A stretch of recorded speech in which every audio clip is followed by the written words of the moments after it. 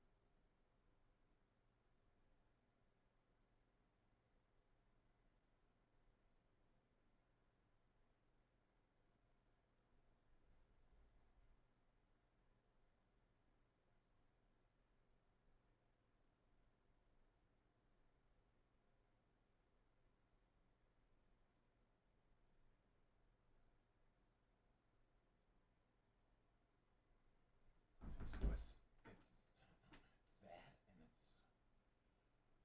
still so two things that others to do, which I just gotta figure that out. Zoom and getting his camera. I can't do that until last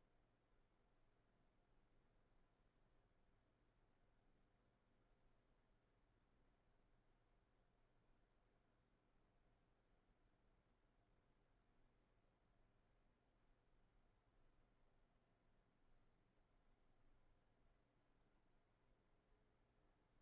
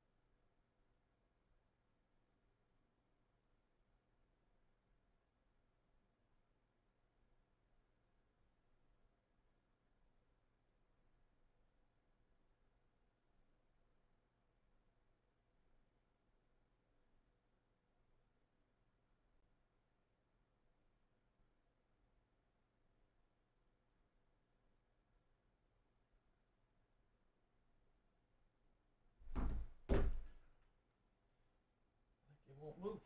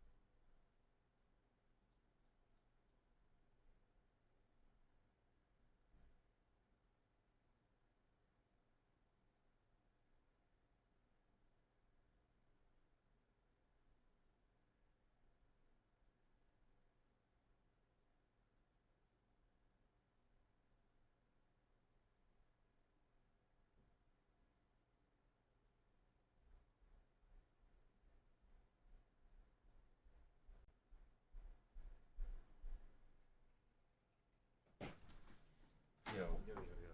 So the stream is going, but I couldn't move that up. Like, I'll probably have to close it and open it again.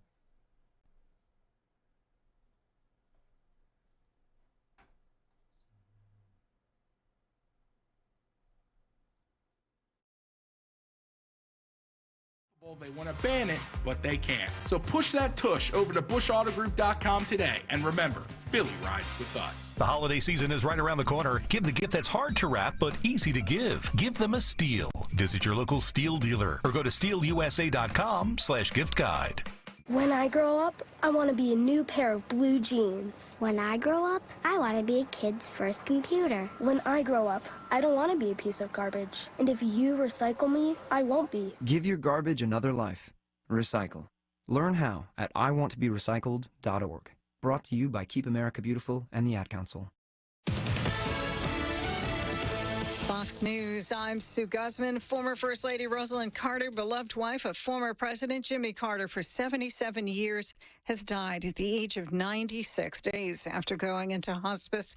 More from Fox's Brett Baer. She insisted Amy go to public school in Washington, D.C., and she began what is now normal for all First Ladies, a staff and office in the East Wing of the White House. Bad weather could pose a threat to those traveling this Thanksgiving holiday week. All eyes are on the weather map as we kick off the hectic Thanksgiving travel week. Millions of holiday flyers could be delayed by extreme storms brewing out west. Those storms expected to cross the country over the next several days, so keep a weather eye, as they say. Fox's Kevin Cork and right-wing populist Javier Milei elected the next president of Argentina. The country polarized by soaring inflation and rising poverty. America's listening to Fox News.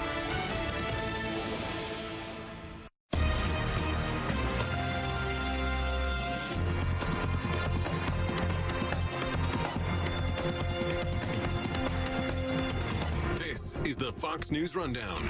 Now a look at sports. In the NFL, the Detroit Lions are 8-2 for the first time since 1962, rallying to beat the Chicago Bears 31-26 Sunday. Washington jumped over Florida State to number 4 in the latest AP college football poll. Seminoles quarterback Jordan Travis's injury Saturday, likely a major reason. The week leading up to the Las Vegas Grand Prix was anything but smooth, but the actual F1 race in Sin City was a hit, with Max Verstappen winning his record 18th race of the season. And the Phillies re-signed Aaron Nola to a 7-year, $172 million deal. The best pitcher not named Shohei Ohtani on the market stays with the team that drafted him. That's your sports on the Fox News Rundown. Tim McMaster, Fox News.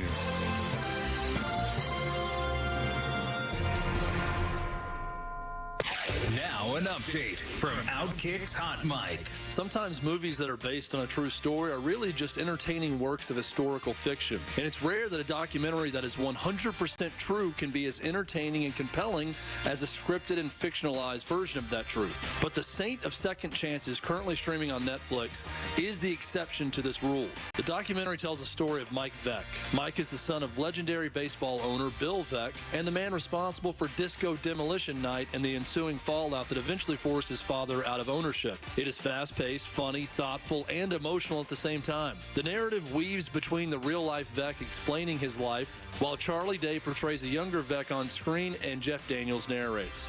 I don't take recommendations lightly, and this is not something I thought I would be recommending when I press play. But as this movie teaches us, some of life's best moments are the most surprising ones. I'm Chad Withrow with Hot Mic with Hutton and Withrow on the Fox News Rundown. At Cherry Hill Volvo, we have started a huge renovation. Take our already incredibly generous offers and add an additional $1,000 off all new Volvos, plus owner loyalty, plus up to $2,000 when financing or leasing with Volvo cars, plus $7,500 lease rebate on all plug-in Volvos. This is a fabulous time to purchase from Cherry Hill Volvo. This month's offers are incredible, and we must make space for all the construction vehicles. Visit us now. The YMCA is just a starting line, for the true self blooms only when we find our purpose, what makes us tick below the surface. My why is diversity in unity, a safe space in my community, living with sincerity, giving every day my everything. With my why, I stand strong, seen and supported all along. It's a million faces in a mirror, and everyone belongs. Find your why. Learn more at ymca.org for a better us. It's time for your Fox News commentary. Scott Brown. What's on your mind? When California Democrat Governor Gavin Newsom admitted that cleanup efforts in San Francisco were a consequence of fancy leaders coming to town, end quote, he did more than say the quiet part out loud.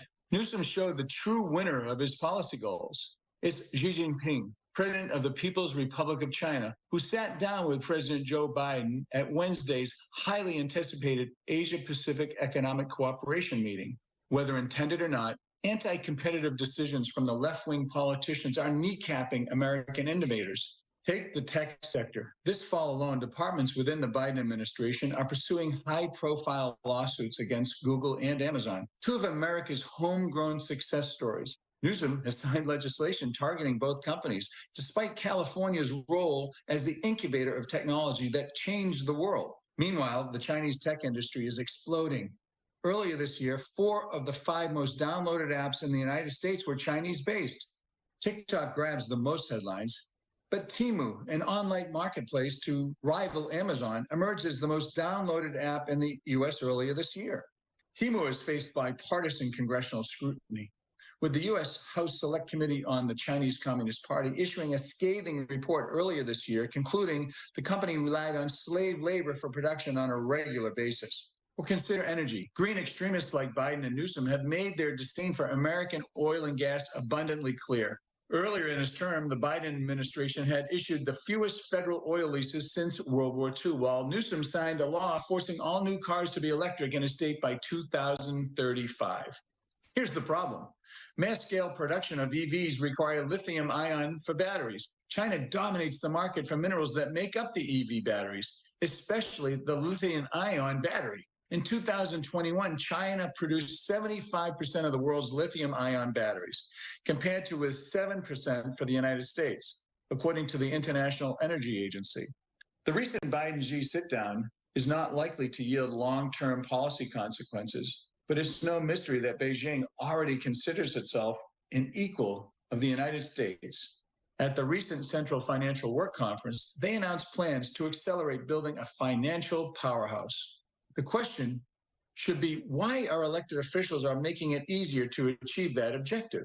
Xi Jinping and the Chinese Communist government should be seen as detrimental to the interests of the United States. Yes, it is infuriating that it took a visit from Xi for Newsom to lift a finger to clean up California. The New York Times described San Francisco as having, and I'm quoting, the air this week of teenagers frantically cleaning up after a house party with their parents on the way home, end quote. After the circus around the Biden-Xi meeting leaves town, the real anger should be directed at liberal policy agendas that are forcing American innovators to take a back seat to their Chinese competitors and the long-term implications for our citizens. My name is Scott Brown. I'm a former U.S. Senator and U.S. Ambassador to New Zealand and Samoa.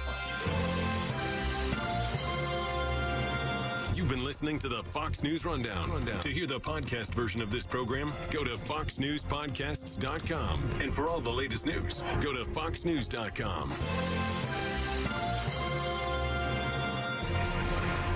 Paid actor portrayal. I didn't see it coming. Life can be so unpredictable.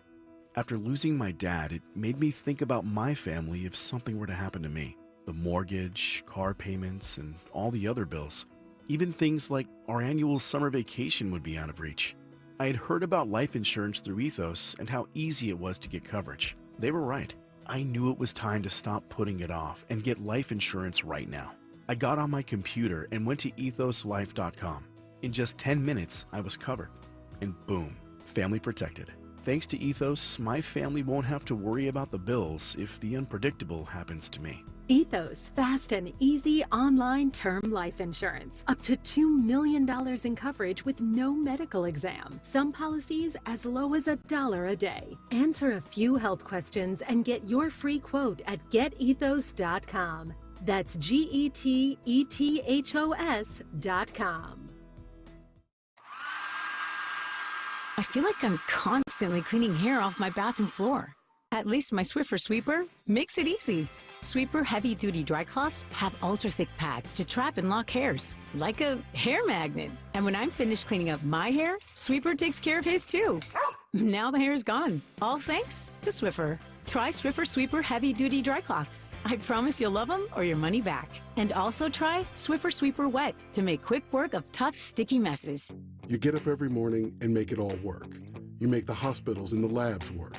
You keep the shelves stocked, the cash registers ringing, the production lines producing. At Vestas, we have the uniforms and workplace supplies you need to do what you do every day. When you think uniforms, floor mats, first aid kits, restroom supplies, think Vestas. Vestas, uniforms and workplace supplies for the people who make it all work. Learn more at Vestas.com. Hi, I'm Jade, and the little thing I love about the Chick-fil-A sausage, egg, and cheese biscuit is the savoriness of the sausage, the fluffiness of the egg, and the butteriness of the biscuit. It's amazing. The perfect start to my day. Hi, everyone. It's Justin. A little thing I love about the Chick-fil-A sausage, egg, and cheese biscuit is the fluffy egg, the melted cheese, and the sizzling sausage. It's the start to your morning that you didn't know you need. Order a sausage, egg, and cheese biscuit and Simply Orange juice on the Chick-fil-A app. Real guests paid for their testimonials. From local town councils to Capitol Hill, agents who are realtors are standing up for what's right. We're here protecting property rights. Here advocating for the issues that affect our neighborhoods. Here championing fair and equitable housing for all. Because we are realtors, bound by a code of ethics, driven to serve our communities. We're here for it all. Here for you. Realtors are members of the National Association of Realtors. That's who we are. A psoriasis flare-up can make a walk in the park, well, no walk in the park. It's that obvious, huh? I've tried so many lotions and creams, but I still have symptoms. So those don't do enough to treat the inflammation beneath the skin, leaving you with those uncontrolled symptoms. Makes sense, but what else can I do? You can get real with your dermatologist so they can help you get clear. Make an appointment and, oh, you're already on it. Hi, yes, I'd like to make an appointment. Get real clear about psoriasis at letsgetrealclear.com. Sponsored by AbbVie. Don't miss Good News in Real Estate with Deanne Katsaros and Mark Cumberland, Saturdays at 1 p.m. Find out all you need to know about home buying and selling. Considering a career in real estate? Visit PhiladelphiaRealEstateClasses.com. Good News in Real Estate, Saturdays 1 p.m. on WPHT. WPHT, WPHT HD, WOGL HD3, Philadelphia. Always live on the free Odyssey app. From the Cherry Hill Volvo Studios, where relationships matter. Live and local from Philadelphia. Free speech lives here. It's Kayal and Company on Talk Radio 1210 WPHT. Well, happy Monday. It is Kayal and Company, Sans Kayal. It's Michael Pelka in for Nick Kayal. Happy Thanksgiving week to you and yours. I'm nervous because of the camera thing. What? And I'm trying to get it right, Gregory. Good morning, Gregory. Good morning, Dawn. Good morning. You look good, dude. Come on. Look at that. Yeah, sure. Thank you. How are you feeling? I feel great. You know, it sounds like I have a cold. Yeah. I had a battle with COVID. It's day 14. Thoughts and prayers. Wow. Sorry. And I have not tested positive for COVID for 7 days. Oh, so good. I spent a small fortune on testing. I don't know if you've dealt with that. Have you guys had COVID? Am I allowed to ask that? Yeah, I'm sorry. I have not. I don't think Dawn has either. Well, Oh, here we go. I think we have. Okay. I We didn't have it. Nice. I think I had it before we knew what it was. That December before. You mean when everybody was dying from it? Stop. Early adopter. Yeah. Dawn Senslin. No, I don't know. I wish, instead of spending all this time on testing, why can't we have a test, a simple blood test, whatever, that says whether or not you have antibodies? Because I feel like now that I've gotten through the Wuhan Red Death, that I should be able to fight off any future attempts to kill me. There is some, I'll have to find out for you, because a friend of our family did that, because he was going in for surgery. So they just wanted to know everything, so they spent the money on the test. It was like up to $1,000, but they got it all done, and they could tell everything, that he had it, he had the antibodies and whatever, and they could tell the difference between having it naturally and getting vaccinated. That was the story he told us. Well, I got a lot of heat from people who said, oh, you were vaccinated, so you got COVID. Well, the last time I had a vaccine or a booster was 2 years ago. So I dropped off the vaccine rolls quite some time ago. So I got to ask, was it a mild case? Was it a bad case? Like, what did it feel like? Well, I'm a guy, so everything is death. Dawn will tell you this. When guys get sick, it's the worst thing ever. Yeah. Oh, God, I'm not going to make this. I can't handle this. The worst of it was I couldn't sleep more than an hour at a time. Oh. And you're exhausted, but you can't sleep. Yeah. It's like having a 3-year-old. Oh, sorry. I've never had that joy. So that was the worst. And then I think the worst thing about it was I gave it to my wife. How's she doing? She didn't have as quick a rebound as I did, but she's better now, thank you. But, if you're the one that brought it home, you are Satan. Yeah. You are, because I'm the one who said, I'm not wearing masks. I'm tired of the mask theater. And she's still wearing masks. She goes, oh, I love masks. I'm going to wear masks forever. And then she still got it, even though she wore her masks everywhere. But wow. She blames me for going out into the world. I don't know. The only time I liked wearing a mask was if I came to work and I didn't have my makeup on yet. So maybe that's your wife saying that, oh, yeah, I got to wear a mask. COVID. But the truth is, I just didn't have like my face. I didn't have the eye makeup, the lips. So I You just mean put this a isn't mask all on. natural? This isn't just natural, Dawn? Because I had come to believe that this was just the Oh, yeah. Stencilin glow. That's my story, and I'm sticking with it. Okay. Has anyone in your home had the COVID? No. Not that we know of. But Wow. it could be the way that you take the test. Because you have to put it up there, and you got to count and do the whole. Then you might spill when you do the thing. I don't know. Maybe are you a good test taker or not? I'm excellent at testing. All right. I'm one of those people that tests well You do, on right. all levels, academic and medical, etc. Yeah, but I'm over it. I even got out and played golf on Saturday, so with no ill effects, and it is a recurring respiratory irritation that's bothering me, but nothing to slow me down. No fevers. We haven't had a fever. I had no fever. Donna had a fever for a day, so I'm glad we can now claim to be COVID veterans, but hopefully nothing ever will hit us again like this. Because I will tell you, it's nasty, and they can't give you anything. There's really nothing. And Paxlovid, but Paxlovid has issues if you have any other issues. They don't tell you everything. So the doc in the box that I went to just told me, look, just go home and drown it. Drink as many liquids as you can. I think it meant like bourbon. No, we were thinking liquor immediately. That's the other thing. I got a note from my local liquor store wondering if I was okay because I haven't been in 2 weeks.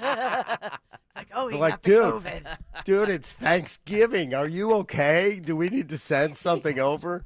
Yeah. So no, I'm good. I'm good. Good. And we're starting busy season here for me because as a fill-in host, this is high season. I'm glad to be here this week. Glad to be able to be here, especially with you two. I look forward to working with Dawn and Gregory. I have to tell you, it is a guilty pleasure of mine to work with the two of you. Well, thank you. And I mean that from the heart of my bottom. Wait a minute. Let me think about that. But we're not doing a big take. That's Nick's take. So we're not going to do that. We are going to talk about things that are important, obviously, topics that are important. And we're going to keep up the regular stuff here, which means I think we have to kick things off with the great Dawn Stenzlin and the news.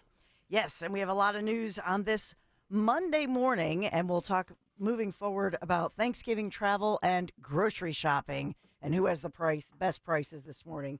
But this Monday morning, November 20th, ahead of the big Thanksgiving holiday week and all the travel, we are sponsored appropriately in the news this morning by Piazza Auto Group. So in the news, we have a lot of SEPTA news because we're talking about travel a lot as well. And in the news this morning, 2 SEPTA stories. One is that Philadelphia police are investigating after shots were fired at SEPTA's 15th Street station in Center City. This happened late last night. Gunfire erupted on the concourse right there at 15th and Market at nearly 10 o'clock at night last night. Nobody was hurt in the shooting. Officers didn't say if they recovered any weapons. They don't have any arrests in the case, but it was concerning because I guess people were scrambling and panicking after somebody decided to fire some shots. So they're investigating that one. What was that all about? On scene well until nearly midnight last night. So we've got that going on. And amid that, a looming SEPTA transit police strike is in limbo, we're told, this morning, amid hopes that one more set of talks hopefully will produce a deal to prevent those officers from walking off the job.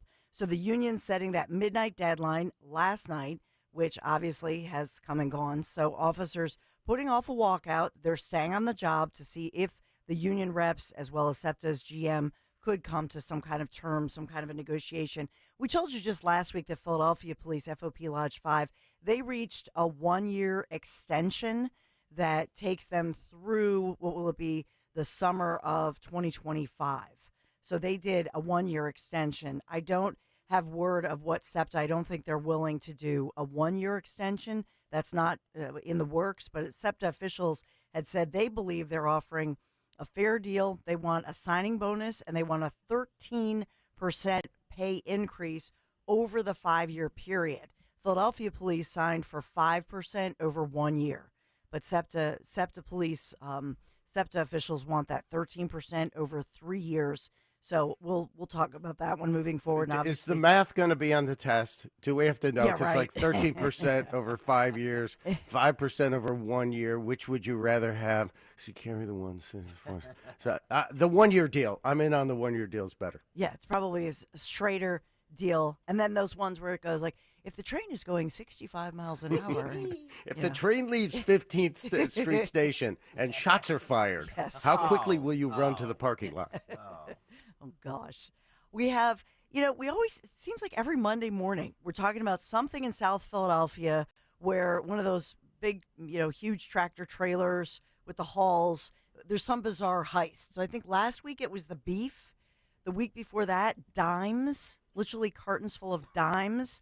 And this morning, it's talcum powder. Uh-oh. What? Yeah. The Philadelphia police saying that the tractor trailer was broken into, and this was another bizarre heist in Philadelphia.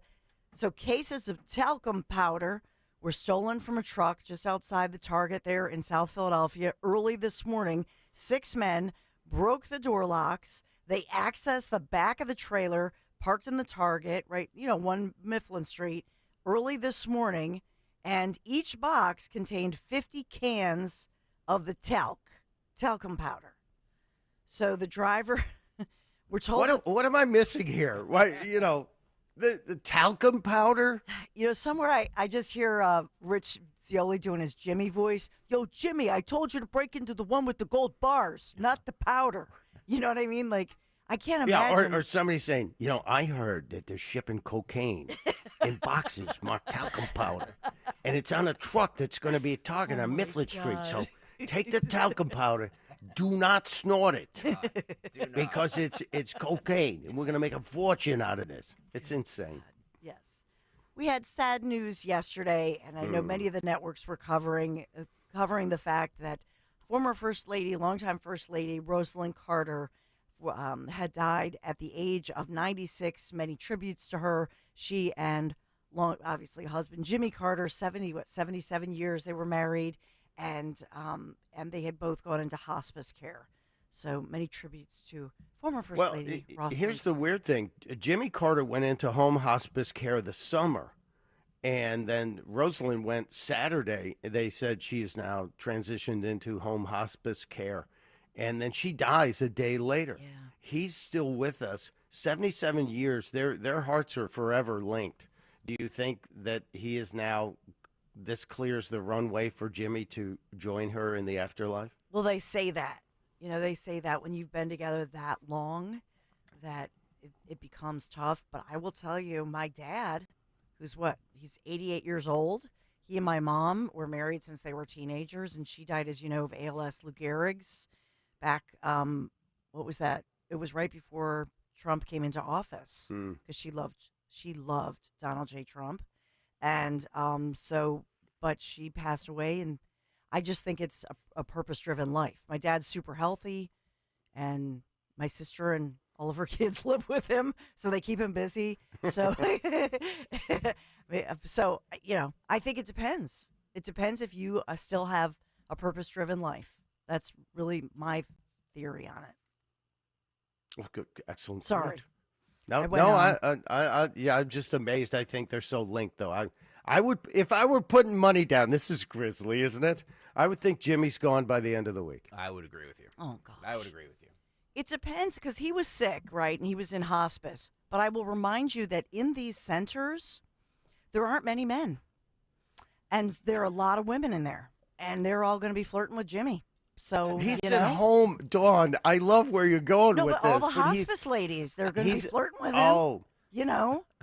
The hospice ladies are hitting on Jimmy Carter. He'll be like, yeah, well. why are you a hospice lady? Oh, it's for all the hot old dudes. That's so wrong. I know. Well, I get this from my dad, okay? But he's never been in hospice. Anyway, if my dad's listening right now, he's going to be calling me up. Hey. The greatest thing about the coverage of the Rosalind Carter, and I hope I'm saying her name right, Rosalind Carter story, is how many people on both sides of the aisle have stopped barking at each other. That's true. To say this is the kind of life you should lead. This lady was saintly. Even Pelosi said that. So that's at least the good thing about this. Although Bill Clinton, he was like, they spent 77 years together. That's a hell of a long time to be with one woman. It really is. Bill Clinton says that is eternal damnation. I thought a week with Hillary was tough. Yeah. I'll just mention for you 30th annual Philadelphia Marathon drew thousands from all over the region. We'll talk moving forward about what went right and perhaps what went wrong. The Kelsey brothers and our beloved better brother, more than the lesser, but the Kelsey brothers, and we love Jason, but they're really the talk ahead of tonight's big matchup with the Chiefs and the Eagles. Well, Taylor Swift's not going to be there tonight because she had to reschedule that show in Brazil because somebody died. I know, but could she make it back? No, the show's tonight. Oh, it is tonight. In Brazil, yeah.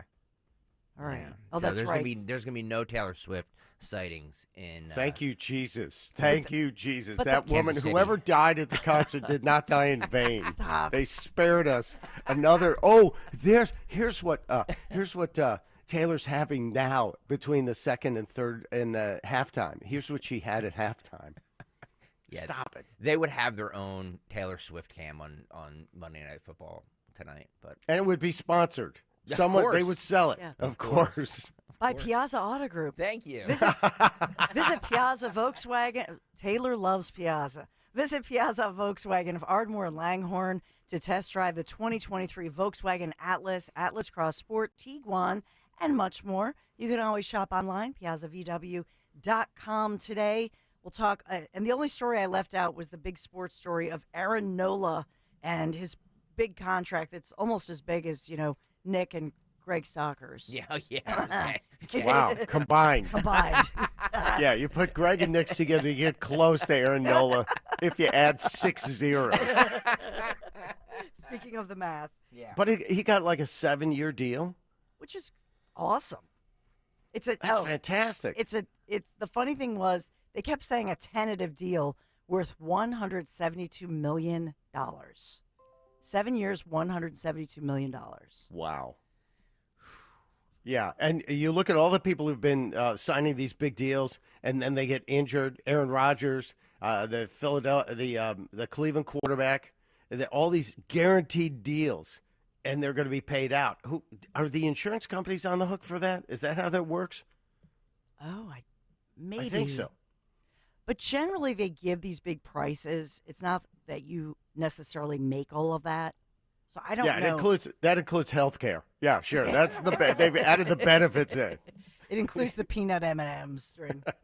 All right. Real quick, the forecast here, because we do have some changes in the forecast. We're below average on these, especially big travel days. And so 30 degrees right now. The high today, just 47 degrees, but bright sunny skies. So the change comes tomorrow, unfortunately, for anybody traveling. So tomorrow for your Tuesday, 50 degrees, but a heavy chance of rain, which could be heavy at times. So that's for your Tuesday. Wednesday, Thursday, Friday, I don't see any major or measurable precipitation for our region. And Wednesday, 58 degrees with mostly sunny. So that's a nice one. Thursday for Thanksgiving, 53, but partly sunny skies. And then Friday, 51. So tomorrow, if that's a travel day for you, just be aware of the rain showers. Could be heavy at times tomorrow. But today, at least we'll see the sunshine. This is Kayal and Company News Live. Thank you, Dawn. Great. Thank you. Excellent. Gregory, did you have something to add there? No. I whispered break in your ear. Oh. You know what I thought he said? I thought you said Greg. Like, I thought I was supposed to say Greg and News Live. No. It's like, oh. Wow. Yes, the Greg News. We have Greg News coming up later today. That's not true.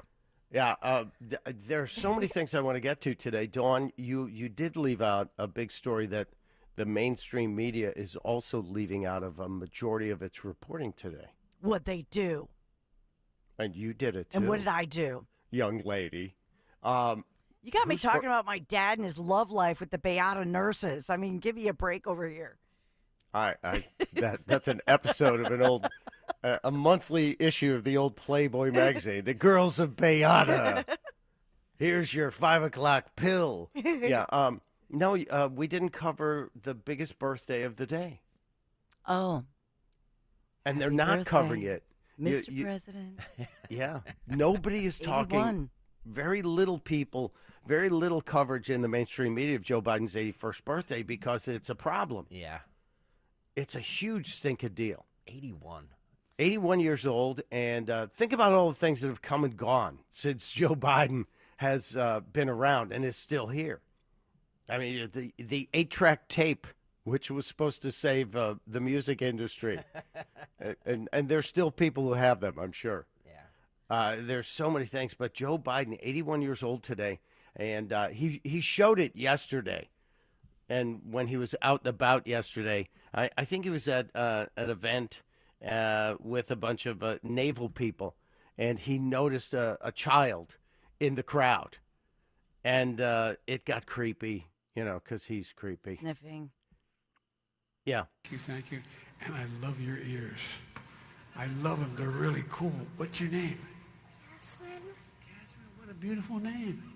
That's my mommy's name. Well, nice to see. How old are you, 17? 6. I keep waiting for Chris Hansen to come out of the back and go, I'm Chris Hansen. It's just getting creepy. I know he's grandpa, but the whole thing going up to little kids, I love your ears. Did she have something like on her ear? Like, did she have like pierced ears? Mickey ears or something? Yeah, or I don't know. You can't see because she's at a table with a bunch of people, and you get your moment as a child, and like 30 years from now at her wedding, her parents are going to say, "Do you remember when the president said he liked your ears?" And they're going to pull this video up, and she's going to be embarrassed forever and ever and ever. It just seems like we have to put a stop to this. And the Democrats are the ones who have to do it, though, because they're the ones going to have to talk them out of running again. And I don't think they can. Are we supposed to take a break here, Greg? Yes. All right. Let us then step aside. It's Mike Opelka in for Nick Kayal and Company. And thank God Dawn and Greg are here on Talk Radio 1210 WPHT. Tailgating and watching the birds go hand in hand. And when it comes to tailgating, is there anything better than tailgating with Jack and Coke, the #1 cocktail in the world? I don't think so. And now Jack and Coke and Jack and Coca-Cola Zero Sugar are available in a can, ready to drink at your local PA Fine Wine and Good Spirits store. Jack and Coke, born for the tailgate. Please drink responsibly. Whiskey Specialty, 7% ABV. Jack Daniel Distillery, Lynchburg, Tennessee. Jack Daniel's at Old Number 7, a registered trademark of Jack Daniel's Properties, Inc. Coca-Cola is a trademark of the Coca-Cola Company. Doing your financial research and due diligence is imperative these days, given the abundance of risky financial plans and investment scams masquerading as safe alternatives to the stock market. What makes the exclusive crash-proof retirement system different is its proven track record of truth, transparency, and protection from the pitfalls of Wall Street. Crash-proof consumer Alan Ruling, an internal auditor, thoroughly researched crash-proof retirement before investing in 2014 and rests comfortably knowing he made an informed decision for his financial future. My background is I'm an internal auditor, so I ask a lot of questions. I probably spent a good 12 to 15 hours going through my questions and crash-proof retirement, coming up with answers. You couldn't stump them on any question. And I appreciate Phil and Joanne and the team taking their time. Register for our next event at the Falls at the Doubletree in Mount Laurel, New Jersey on December 13th, 800-722-9728 or crashproofretirement.com. The Black Friday sales event is cruising into Delaware County, and Vidian Chrysler Dodge Jeep Ram has what you're looking for. Steve Vidian and his family have been selling and servicing the Jeeps, trucks, and cars of suburban Philadelphia for nearly 70 years. Unbelievable selection? Vidian's got it. Fabulous pricing? Vidian's got it. Elite customer service? You know it. Welcome the holidays with style and drive home in a new 2024 Wrangler Sport 4XE. There's one on the lot just for you. Shop Vidian.com 24/7 today. 36 month lease, 10,000 miles per year, $55.49 down, $329 plus tax, tags, and acquisition fees. All right, the day after Thanksgiving, like most people, you're going to be sitting there thinking, maybe it's time to lose some weight as you're sitting there shopping online, right? Well, check out this very special Black Friday deal. If you go over to njdiet.com to schedule your consultation, they will contractually guarantee, that you will lose 20 20 to 40 plus pounds in only 40 days. NJ Diet helps you the natural way. They start with your hair and saliva samples along with their bioenergetic scans to personalize natural solutions and supplements where the side effect is weight loss. Then NJ Diet uses DNA testing to determine your ideal diet and workout regimen so you keep the weight off. And best of all, NJ Diet's all natural. None of those injections, no hormones, no surgery, no shots. Full supervision provided every step of the way, and you even get the doctor's personal email and phone number. Locations in King of Prussia, Cherry Hill, Princeton, and Newark, Delaware, or available from home with live online video consultations. So call them now, 855-5NJ-DIET. That's 855-5NJ-DIET or njdiet.com to lose the weight for good. Hi, this is Dom Giordano. Rescue Natural Supplements' unprecedented Black Friday sale is back again this year. The savings are bigger and better than ever. Right now, they're slashing prices on all supplements with discounts ranging from 50 to an incredible 80% off the total cost. Rescue has a wide array of products to address your health needs, including immunity, cholesterol support, heart health, and natural energy enhancers. It's 50% off omega-3s, probiotics, and so much more. And one more thing, this Rescue Black Friday sale will run the entire month of November. So shop today at res-q.com, res-q.com, or call a Rescue Product Consultant, 800-26-ALIVE, 800-262-5483. Again, all Rescue supplements are 50 to 80% off during the entire month of November. So why wait? Start shopping at res-q.com today or call 800-26-ALIVE.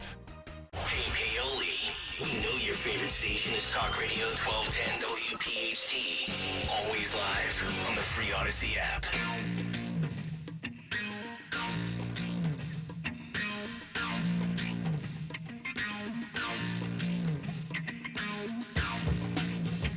And welcome to Monday. Michael Pelka is my name, sitting in for Nick Kayal. Kayal and Company. Don Stensland is here. Gregory Stocker is here. And I'm just thinking about something you said, Dawn, because Yes. we're talking about the marathon from this weekend. I ran the marathon in New York a couple of times, and my knees won't let me do it anymore, and I wish I could. Have you ever done anything like that? Have you ever run a distance race? Yeah, not competitively. In other words, Or it's you not being like chased I by finished... somebody? Is that what was going on? No, but I mean, the Susan G. Komen, all that kind of stuff, like I've done for years and years. But I don't know. I do it more for fun, and so we're sort of jogging and walking and stopping for mimosas somewhere. I don't know. Yeah, the finish line has. There was a great race in Texas at the Blue Bell Ice Cream Company, and it finished at the Creamery. Oh, and that's a good one. They opened the doors, and everybody got to go in and do whatever you want to do. But yeah, I marvel at the numbers. There were so many numbers, and they had the half marathon on Saturday, which was very well attended, and then the big marathon yesterday started at 7 a.m. Pretty much the same route, just half the distance. But Saturday, I heard they had so many people they ran out of medals. Really? Yeah. True story. They ran out of medals, which tells me what does that tell you? They're giving out too many medals. They ran out. No. Everybody who finishes a 13-mile race, 13.1-mile race, or a 26.2-mile race should get the medal. They promise you that when you sign up. And you get a medal just for finishing? Yes, it is a finishing medal. It's not winning. The people who win get money. There's money for the folks who actually finish in like 2 hours and 10 minutes or whatever it is. But if you run 26.2 miles or even 13.1 miles, they kind of promise you a completion certificate. And in the case of the half marathon and the marathon, it was a medal. And it's a cool medal. It's got the Liberty Bell on it. It's pretty cool. I still have my New York City Marathon medals in a box somewhere in the basement. And this is the day that all those jackwagons who finished will wear the medal around the office and say, good weekend. How was your weekend? Oh, I don't know. I just, I took a jog yesterday. As they're wearing it around their neck. Yeah, a lot of people. The Monday after the New York City Marathon, if you walked around Midtown Manhattan, you just saw people going to work wearing their medals, and that was the thing. But to run out of medals, and you know what they told them? You'll get one in the mail along with a coupon, discount coupon for next year. So we'll give you a few bucks off next year. Can I tell you something? My kid has competed in the Junior Olympics for years and years. We travel. Yeah. He works out for it. The whole thing is like discus and shot put. And only the top 3 who compete get a medal. So you have thousands of kids whose families, you have to give up your weekends. And only 3 kids for each age group get a medal. I'm just saying that's ridiculous that everybody gets a medal. That's insane. See, I understand where you're going because this is like the trophy generation that we've created. Everybody gets a trophy. Everybody gets a trophy. But in the case of a marathon, to complete a marathon is an incredible accomplishment. Oh, please. Yeah, really? I mean, I jogged 13 miles. I mean, come on. The 13-mile one surprised me, frankly. But 26.2 miles, your body's not supposed to do that. So you push yourself beyond the normal limits of the human body. And I think, you should get a little something for that. You're sticking on this one, aren't you? I am. That's ridiculous. Yeah, you get an applause. You can get a picture with somebody. I don't know. A fancy medal. How much do you pay? What's the entry fee? They paid for it. The last time I ran New York City was in the 90s, so it was a lot less money, but I think it was like $50.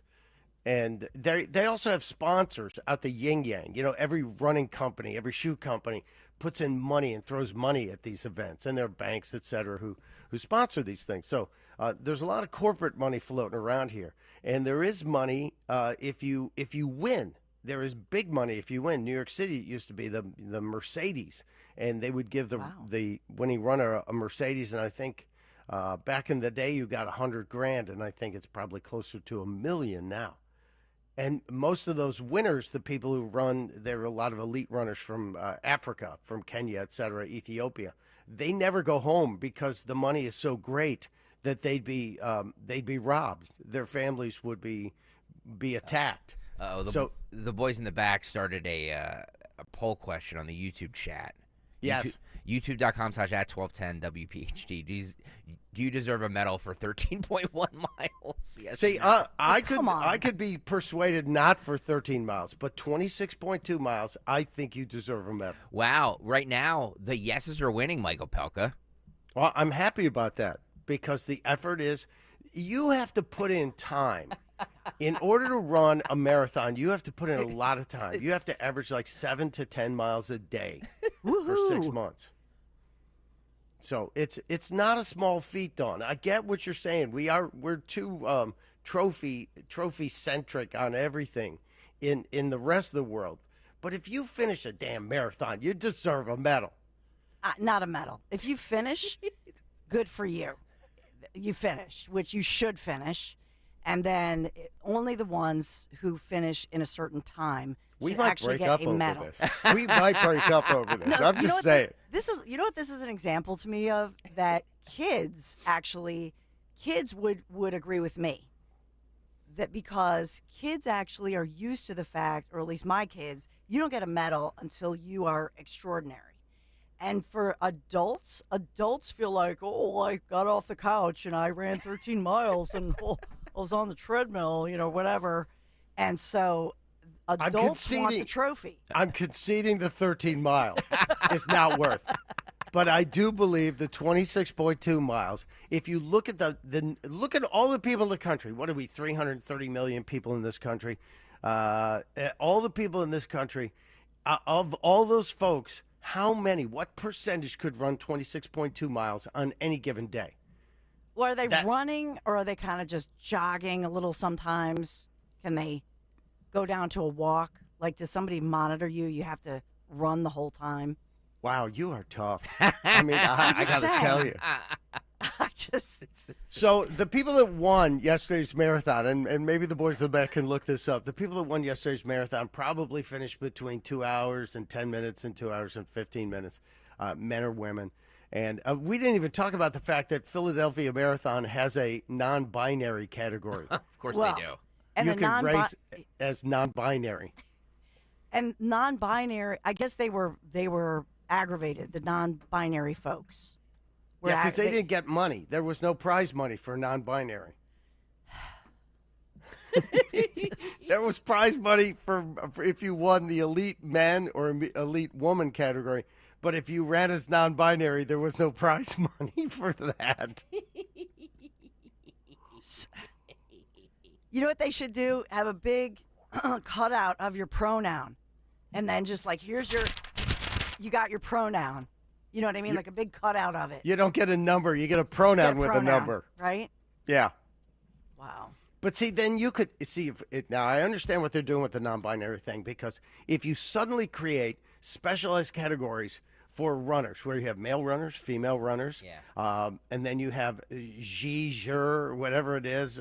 If you identify as a cat, then you could just find a category where nobody's running, and you could win Exactly. that category. Yes. So should that person get a trophy?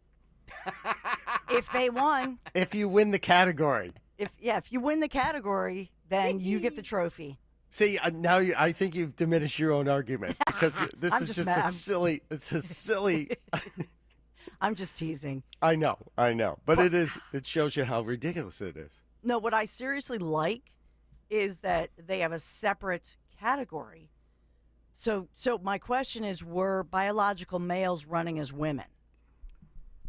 Because that I have a problem with. If biological, I don't know if you had to identified as a man or a woman or non-binary. Those were the restrictions. If a man ran identifying as a woman and won, I would have a problem with that too. Probably. Yeah. Men's winner, 2 hours and 14 minutes and 26 seconds. Women's Pretty good. Women's 2 hours, 30 minutes and 52 seconds. Both from Kenya. Well, there it is. Thank you, Phil Almquist. It is so amazing that. So nobody from America could win. This is because we all want a medal for just finishing. No, we've had American winners, and look at the very first female American. The very first female marathon Olympic winner was Joan Benoit Samuelson, I believe. So when we finally allowed women to run marathons in the Olympics, an American won. And we've had strong women runners in the past. It's just not something that I don't think you can go to your college counselor and say, gee, I'd like a career where I can make a really good living. And the first 1,000 jobs come up, and none of them include marathon running. John from Quakertown wants to weigh in on this. Oh, let's talk to John. Hello, John. Welcome to the program. Hey, guys. Good morning. Listen, I'm not a runner, but I'm like driving down the turnpike. I'm about to lose my mind. Dawn, listen, Dawn, it is your. Listen, I 100% agree with you. I've never liked the care and share. I don't think everybody gets a medal. However, this is not the same thing. That's not what it's all about for running. Like running, it's a tradition. The marathon thing, it's a tradition. People, when they sign up knowing they're going to finish, knowing they're going to get the medal. It's not a pat on the back achievement. It is their memorandum for being able to finish. They hang it on their wall.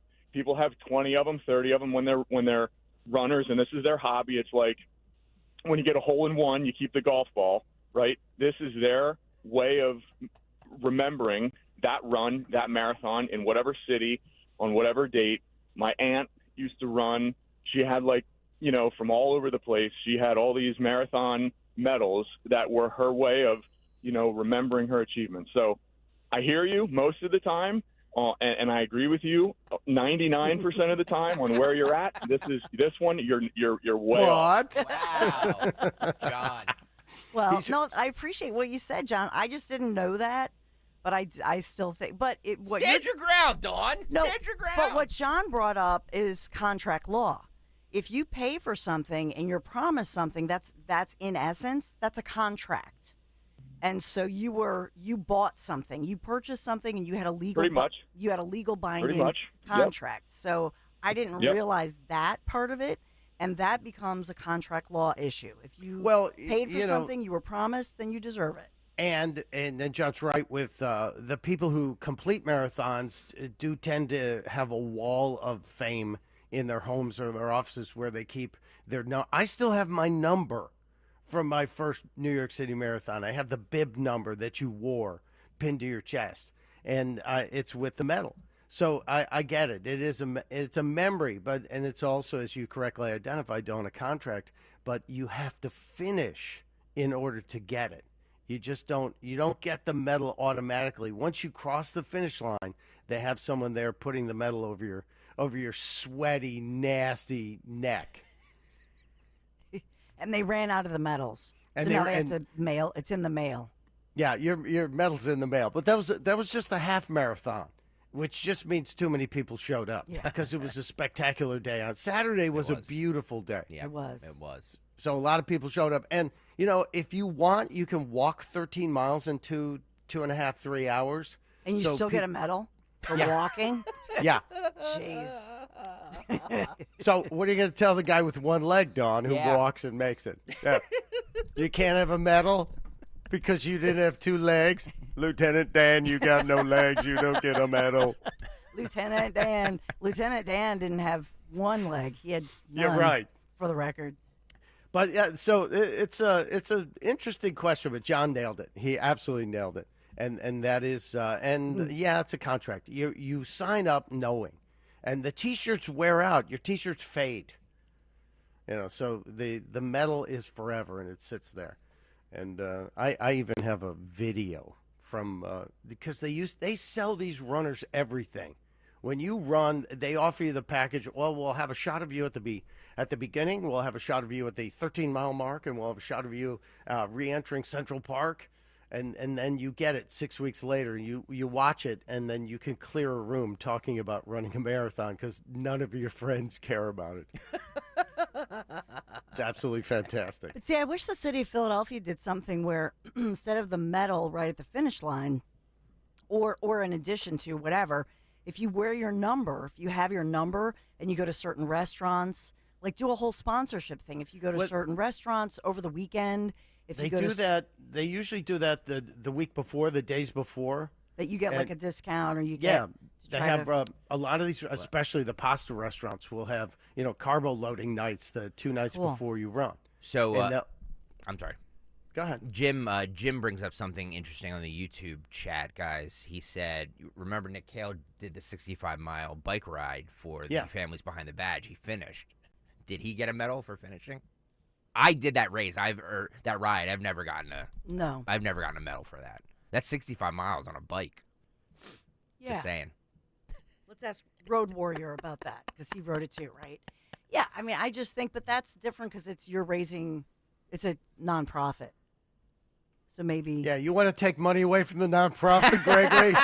Yeah, I want a medal. Let's take money away from the good work being done here. Crazy, man. Yeah. Well, it's all in what's promised ahead of time. Whatever get you you. promised, you should get. So Yep. Agreed. if you signed up based on that and you didn't get it, Philadelphia's decided to make good. You'll get your medal in the mail. And like I said, it's a cool medal. It's got a little Liberty Bell on it. It's very interesting. I give them props for it. But somebody probably is out of a job or won't be brought back next year. Somebody's getting fired. I bet when you put this on the show sheet last night, Michael Palka, that you didn't expect we do 20 minutes on it. No, I didn't. I didn't expect to be chastised by doing stuff. How dare you give a medal? It's only the top 3 finishers. I know. It's like, woohoo. I walked 13 miles. It's a tough room, Palka. I know, right? Tough room. I think we'll get through it, though. I think we will. I do want to talk about, we talked about Joe Biden's birthday. Yeah. And that he's 81 years old. I saw an interesting story today about how old is too old to be driving. Oh, it's a great question. And we need to get into this because Joey's got the Corvette, and let's say he doesn't run again or he loses. Do you think he's going to be doing donuts around Philadelphia late at night, or he's going to be doing burnouts in Claymont, Delaware. I think Jill hid those keys 5 years ago. Wisely. Yeah, hopefully. Hopefully. They say as president you're not allowed to drive. I wonder if ex-president, are you allowed to drive? I don't think you are. Because Secret Service probably wouldn't, they wouldn't want you to do that. Yeah, I don't think you're permitted to drive. Right? Once you become president, that's one of the things you lose is the ability to drive. And in Joe's case, he probably lost that a long time ago based on some of the stumbling. But we'll ask that question as well. You're welcome to answer, 855-839-1210. It's Mike Opelka, Kayal and Company, in full effect with, me being the stunt Kale here on Talk Radio Stunt Kale. 1210 PhD.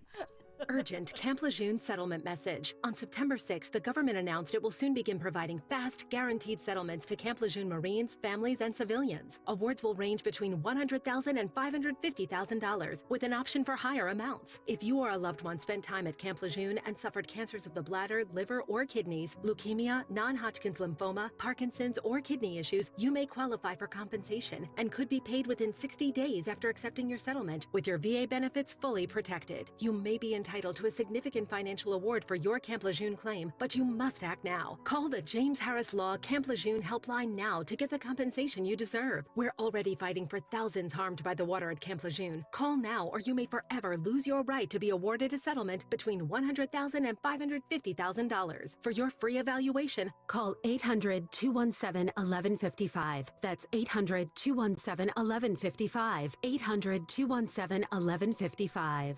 When you need to know, depend on KYW News Radio 103.9 FM. The Carter Center says former First Lady Rosalind Carter died peacefully with her family by her side. She was 96. 31 premature babies have been evacuated from Gaza's largest hospital. And SEPTA and the Transit Police Union will continue contract talks this morning amid talks of a potential strike.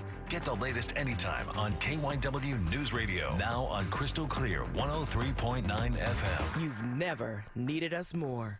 See Joe Conklin with the City Rhythm Orchestra in a salute to Philly sports fans at Westchester University, January 26th and 27th, in the Broadway Theater in Pittman, New Jersey on February 25th. I love the orchestra. Can't wait to hear the band. The city's on fire right now. It was fantastic. The Birds? Keep this party rolling, baby. Awesome. This is funny. That's Conklin and City Rhythm at Westchester University and the Broadway Theater in Pittman, New Jersey. For tickets, go to joeconklin.com. JoeConklin.com!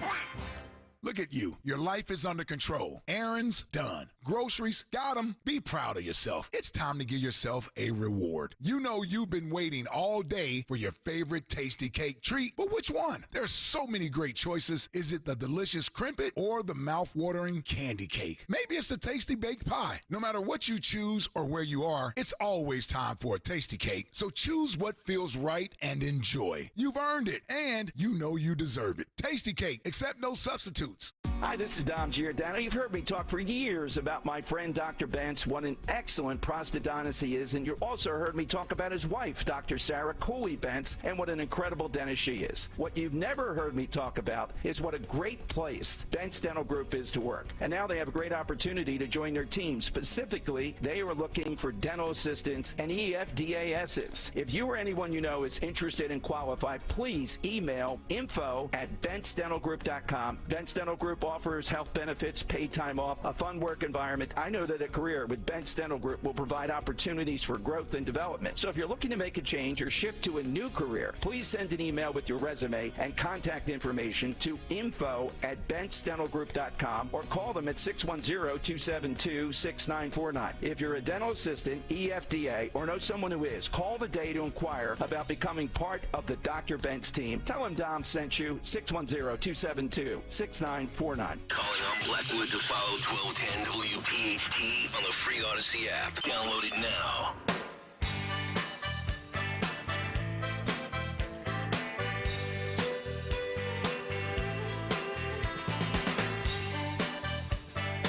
It is Kale and Company, Sans Kale. Michael Pelka sitting in for Nick Kale. Dawn and Gregory are here. Anthony and Phil in the back, keeping things on the rails as well, and supporting us with great information. And, of course, you, the listeners. Gregory, at what point do you start begging for people to punch the like button? Oh, later on. Later on. Okay. But no, if you're watching right now and you haven't done so, please hit the like button on the YouTube channel, youtube.com/@1210WPHT. Also, if you have not done so, please hit the subscribe button. That's a good thing to do. Thank you. Yeah. And have we hit some big number that you're striving for? Yeah, well, I'm trying to get to 5,000. We're literally like 20 away.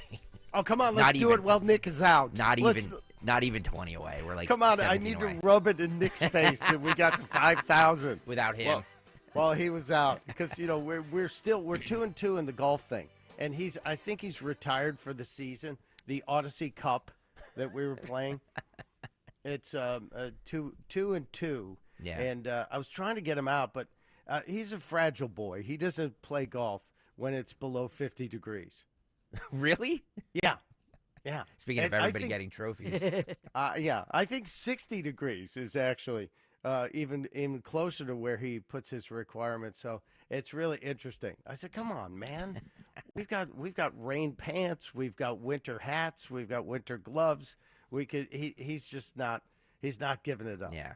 So it might be next spring. I think Dom would go out and play. Oh, I think he would too. Sure. So yeah, I'm going to get Dom to beat him up a little bit too. We will, of course, maintain all of the usual segments here on the show. We will do What's on the Cut Sheet coming up just a little less than an hour from now. And, of course, the Morning Mystery Movie, as well as a usual focus on everything else that's happening. I mentioned age of driving. And I wonder, we have a limit on how young you can be to drive. You have to be, it depends on the state you're in, 15 or 16 usually. But do we need a limit on age? Do we need to have a mandatory limit on age? Or is it like the Supreme Court or the presidency that maybe there's a competency or a physical test that can be taken? Yeah, you should have to take a test at some point in life. You should need to. How often is the Pennsylvania driver's license renewed? I should know this. What is it? Like every 4 years? 4 years, I believe. Yeah. Because I know New York State was initially 7 years, and I said, "What? There's a lot of 80-year-olds who are getting driver's licenses." Yeah. And 7 years from now, they shouldn't be having driver's licenses. And I think Florida does it, and maybe Susie Cool's listening, and she could tell us. I think Florida does it annually, and I think that's at that point, once you're over 70, I think it should be an annual thing. 70, you think is the age? Yeah, I think you should be tested. And let's think about it. It's also tax revenue. Yeah. Because you're getting fees into the government for that. So, Dawn, does your dad still drive? He does. He's fine. I just think that's why the age thing is difficult. Because my dad also does not take not one prescription medication. Not one. And he's 88. Does he at least take the half aspirin every morning? No. Wow. And in fact, there are new studies about that whole aspirin thing. He doesn't. He doesn't believe in it. And Can we get his blood, please? I know, right? Can we get some of that? Hopefully, that's what I always say, because he's 100% Scandinavian, and I always say, hopefully I take after that side of the family. But no, he's just super healthy. But I will tell you that he stopped, because we moved to the South when, I don't know at what point, but my dad hasn't taken a drink of alcohol or a puff of a cigarette in decades of his life. Wow. Because he used to smoke like Pall Malls way back in the day. Wow, not filtered. Yep, and quit. And here he is. So that's good for him. Yeah. So that whole age thing, he walks every day, he goes to church, he goes fishing with the guys, and lives a busy, great life, purpose-driven life. But I just do think that it's a combination of how you live your life, but also things that you cannot help, your DNA, So that's why I think all this stuff about age, you think about my dad. So Joe Biden just turning 81 today. Here's my dad, 88, and my dad is so with it. So if we had your dad debate Biden, he would win. He would win. Because he would just say, Trump is better than you. That's my dad. That would be his a total argument. Your dad would probably ask the question, are you better off today than you were 4 years ago? Yeah. He'd probably put that question to him, which is the big question I think Democrats are worried about. We're wrapping up the first hour here on this Monday on an abbreviated Thanksgiving week. Of course, we have to talk about some of the Thanksgiving stuff coming up just around the corner, and how irritated I am that the networks are already having people at the airports telling folks, pack your patience if you're getting ready to travel. Please shut up. Please take those people out of the airports. We'll get into all of it, your calls, your thoughts as well. It is Kayal and Company on Talk Radio 1210 WPHT. Is it a good time to buy a home or too late to be selling your home? Are we facing a global financial crisis like in 2008? And what the heck is going on with these interest rates? Diane Cardano-Casaccio from the Cardano Real Estate Team with all the information you need to know about the current housing market. First, stop listening to the mainstream media. Next, call me or go to my YouTube channel for my predictions and advice. I predict home prices to go up and inventory to rise when the interest rates come down to at least 5.3%. But Thanksgiving is coming. Put all your worries aside and meet me at the Abington Firehouse Tuesday, November 21st to get your free Thanksgiving apple or pumpkin pie, courtesy of me and my team. From 9 to 5, we'll give out pies to our loyal 1210 listeners. Also, get my report on why this real estate market is not going to crash, as well as get a signed copy of my home selling book. Reserve your pie at getfreepie.com, getfreepie.com, or call 215-576-8666. See you there. At Cherry Hill Volvo, we have started a huge renovation. Take our already incredibly generous offers and add an additional $1,000 off all new Volvos, plus owner loyalty, plus up to $2,000 when financing or leasing with Volvo cars, plus $7,500 lease rebate on all plug-in Volvos. This is a fabulous time to purchase from Cherry Hill Volvo. This month's offers are incredible, and we must make space for all the construction vehicles. Visit us now. The government is spying on you. No surprise, I know. But did you know the banks are helping them? And did you know that withdrawing your cash from the bank can be very risky? That's right. Let Swiss America educate you about this. Banks are now required to spy on us for the government, and they report any behavior they think is suspicious. You'll be shocked when you read The Secret War on Cash from Swiss America. This new war against cash is really a war against the Constitution, against all freedom-loving Americans. You must read The Secret War on Cash. Get your free copy by calling or texting 800-258-9968. 800-258-9968. This war on cash is growing daily, and it also includes all forms of digital money. So please get and read The Secret War on Cash free by calling or texting right now at 800-258-9968. 800-258-9968. Message and data rates may apply. Did you know the Philadelphia Eagles dentist is in your backyard? Starting their third season with the Birds, Advanced Dental Smiles on York Road is the official dentist for the Philadelphia Eagles and would love to care for you. The all-pro team of doctors Dee and Ramon provide advanced and compassionate care and are in-network with most major insurances. No insurance? No problem. They can help you with their in-house care plan that will provide affordable care and keep you smiling like our birds. Go to advanceddentalsmiles.com. WPHT, WPHT-HD, WOGL HD3 Philadelphia. From the Cherry Hill Volvo Studios, where relationships matter. Always live on the free Odyssey app. My brother-in-law died suddenly, and now my sister and her kids have to sell their home. That's why I told my husband we could not put off getting life insurance any longer. An agent offered us a 10-year, $500,000 policy for nearly $40 a month. Then we called SelectQuote. SelectQuote found us identical coverage for only $18 a month, a savings of nearly $300 a year. Whether you need a $100,000 policy or a $10 million policy, SelectQuote could save you more than 50% on term life insurance. In a hurry? Don't worry. With SelectQuote, you can get up to $2 million in instant, affordable same-day coverage with no medical exam. Call SelectQuote at 1-800-637-9116. That's 1-800-637-9116. Or go to SelectQuote.com. That's 1-800-637-9116. Full details on example policies at SelectQuote.com/commercials. Are you looking for a venue for your holiday party, a baby shower, or even a wedding? Look no further. Plan your next event at Riverwinds Restaurant. No matter the reason for your gathering, they'll make it perfect. Just choose the date, and Riverwinds will create a decadent menu that will exceed your expectations. Then enjoy as you and your guests have the event of a lifetime in a beautiful setting along the Delaware River with views of the Philadelphia skyline and the most picturesque sunsets in the area. Visit theriverwindsrestaurant.com today. Calling on Harleysville to follow 1210 WPHT in the free Odyssey app. Download it now.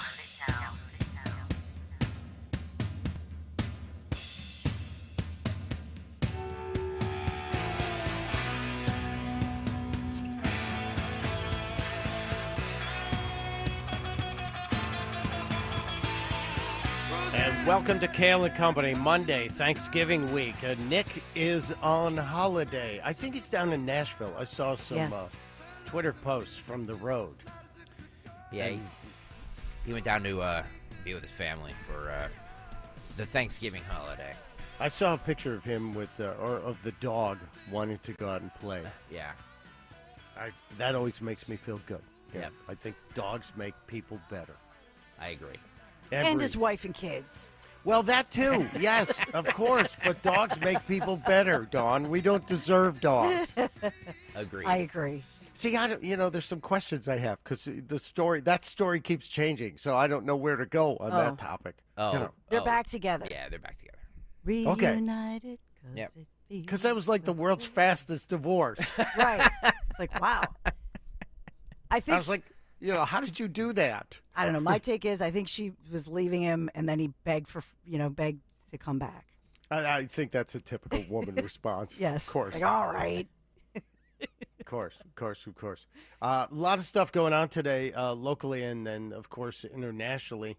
There was big news, and I haven't even processed fully the story out of Argentina with this guy who's running around with the chainsaw at rallies, which is kind of interesting. They call him the Argentine Trump.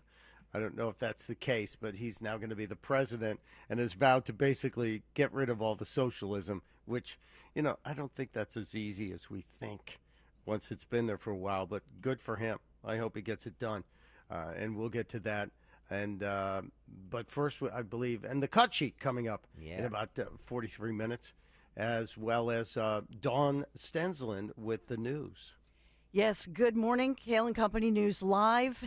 It's a chillier day today and below normal temperatures. We'll get to the full forecast in a moment. We are sponsored by Consumer Cellular on this Monday morning, November 20th. So in the news this morning, we do have 2 officers recovering in the hospital in stable condition.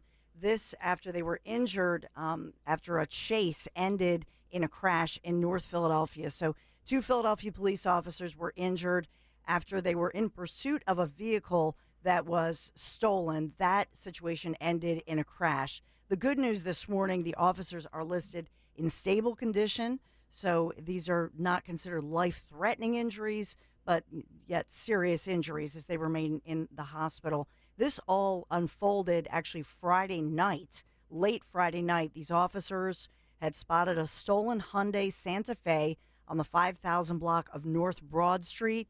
The vehicle had been taken during a carjacking back in August on North Gratz Street, according to police. So this was something they had been on the lookout for with all the carjackings at gunpoint, that sort of thing. They tried to stop the vehicle. The driver refused to stop, drove off at a high rate of speed, according to Philadelphia police. The driver was later identified as a 33-year-old man. The suspect crashed into a vehicle, ultimately crashed into a marked police vehicle at the intersection of Belfield and Ogons Avenue. So quite a crazy speed, that happened Friday night. So those 2 officers injured in the crash were rushed to the hospital, and they remain in the hospital in stable condition this morning. So as far as that other suspect facing a slew of charges, but, the stolen Hyundai Santa Fe, that was involved in the crash. So the person's not going to get their vehicle back at the end of the day, obviously. So that one's under investigation. We also had just overnight, we had Philadelphia police investigating after shots fired at SEPTA's 15th Street station in Center City. So that was happening last night. The investigation, I guess, took us into the midnight hour. Gunfire erupted. They don't have a victim. They don't have, evidence that anybody was injured in the shooting, only that they received a bunch of 911 calls as somebody was firing shots. So they're trying to get to the bottom of that situation, obviously review the surveillance images. And that really brings us to, when we think about all the crimes that we see on SEPTA, and that this often goes viral. Pretty much every day you can see something happening on SEPTA, whether it's on a bus, a train, etc. And this, as transit police, as the union representing transit police for SEPTA, could strike by this afternoon, as the contract talks with SEPTA have now stalled. Excuse me, have now stalled. So this is the president of FOTP Lodge 109, says that, yes, service at this point is not interrupted. But this is a looming SEPTA transit police strike that's in limbo this morning. Their deadline was midnight. So TikTok, we're now looking at 7 hours and almost 6 minutes past that strike deadline. So as of right now, they're working. They realize safety is a huge issue, but they now are trying to get things back on track, pun intended. Other news of the day, as one of my favorite stories, and I know this is bizarre for me to say this, but we have been following these satanic temples that have tried to have clubs in schools. This is happening nationwide. But in one Pennsylvania school district, they've now reached some kind of an agreement in a lawsuit over the after-school Satan Club. I'm not making this up. It's something that we have been covering now, and this is hitting the Lehigh Valley, not Philadelphia, but it's a real deal. And at some point, parents had said that they want to shut down the schools. People are very upset about this, and so now they've reached some kind of an agreement. So the ACLU got involved in this. The American Civil Liberties Union, obviously, said that the Saucon Valley School District would pay $200,000 in attorney's fees and will allow the Satan Club the same access to school facilities as is provided to any other organization. So the group says it does not teach Satanism and views Satan as a literary figure rather than a supernatural being. It also says that the clubs are meant as an alternative to religious after-school clubs. The parents have been up in arms over this whole thing, but this is the Lehigh Valley School District here in Pennsylvania reaching a settlement deal with the Satanic Temple Group in this lawsuit. So they sued after a Pennsylvania district, they say, had discriminated against them by barring one of the group's after-school Satan Club from using a school building earlier this year. I've been reporting on this since February. And the ACLU supported the Satanic Temple Group, They correct? did.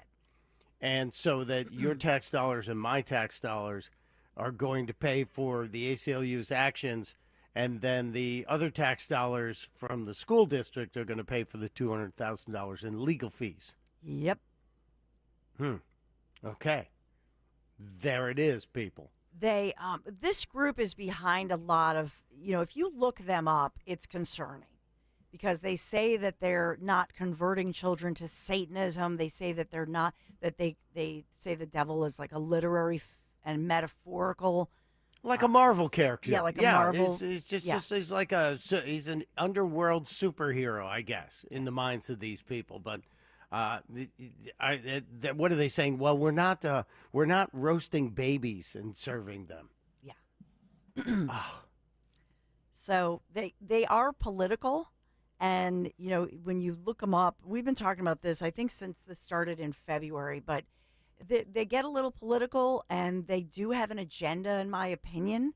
And so if I were a parent, I would want to be a chaperone to this, and I would just sit in, record, and make sure that it really is fun and intellectually stimulating. Even if my kid were not involved in this, I would just encourage those parents, just go to the meeting, because you have a right too, as a parent, as a concerned parent. go to the meeting, record, and make sure that you're monitoring some of these clubs. And how many of these are happening around the country? How many Satan clubs? They're big in like Texas. They're big across the country. Even Anthony Dorenzo was telling me that he used to work up there and that they're having issues with it in Connecticut and Massachusetts.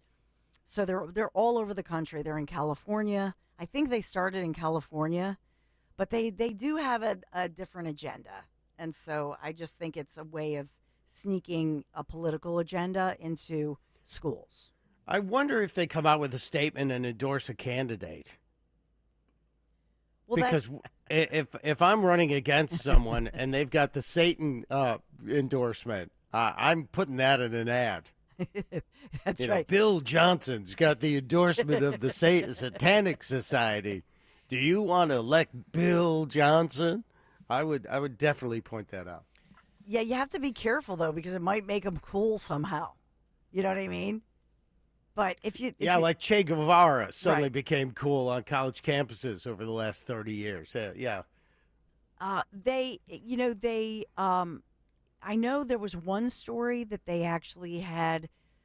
They were pushing abortion. That they were talking a lot about the abortion issue. So they definitely have gotten. They can get in some school districts. They become political. So, I'm just saying I would watch it. Obviously, there are independent groups across the country, but there is such a thing called the Satanic Temple. And, and you know what I mean?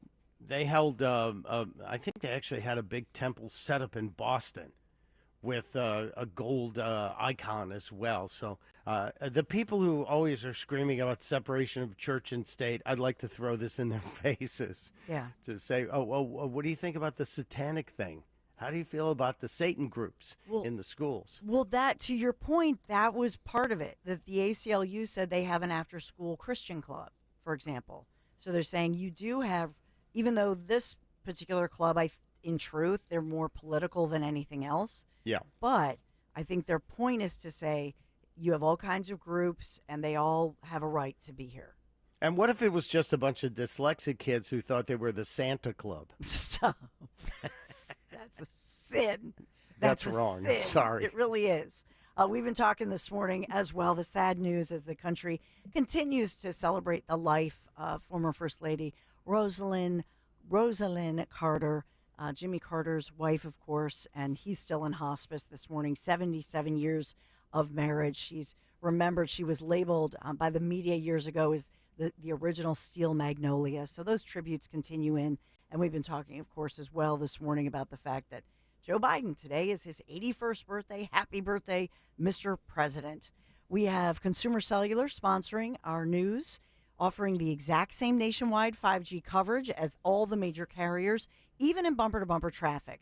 Their 100% U.S.-based support is just a click or call away. Plus, activation is always free. Visit consumercellular.com. You can switch today. NBC 10, or the First Alert forecast, I should say, this morning is much cooler than normal. So usually this time of year, we're 55 degrees-ish, and not so much this week. So it's below normal temperatures if you're looking at the forecast. 37 degrees right now, but with the breeze, it feels as if it's 33 degrees right now with the breeze. The high today, 49 degrees, but it will be sunny for your today, for your Monday. And enjoy the sunshine today, because tomorrow, that's when the rain moves through. So tomorrow, cloudy, rainy most of the day, kind of a miserable, raw, wet day. Then Wednesday, we clear out. The rest of the week, if I'm looking through Sunday, as far as the holiday week, Wednesday, a great day for what's expected to be the busiest day of travel, 58 degrees and sunny for Wednesday. Then Thursday, Thanksgiving Day, 54, mostly sunny. And then 51 Friday. The weekend looks a bit colder. We're high 40s for the weekend. So 48, 49 degrees-ish for the weekend, but at least sunny skies for all that travel. So I don't see any measurable precipitation until the following Thursday, November 30th. So that's, for travel Wednesday through Monday, Tuesday, let's say, of next week, that's good news that we don't see all the rain. But tomorrow we have to get through that one. This is Kayal & Company News Live. Thank you, Dawn. Thank you. Rosalind Carter, the passing of former First Lady Rosalind Carter, and obviously I was not a fan of Jimmy Carter's presidency. I was a huge fan of the work he did after his presidency for Habitat for Humanity, other groups. He taught Sunday school into his 90s. You want to talk about a guy who lived his faith and did it well.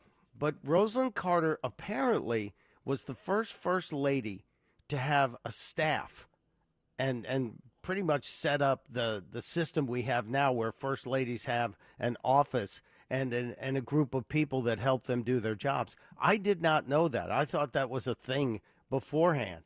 But apparently she was a quiet, as you said, the original Steel Magnolia. What a great couple they were. What a great example. And they got married right after Jimmy Carter got out of the Navy, after he had served his time in the Navy. Amazing. Rest in peace, Mrs. Carter, former First Lady.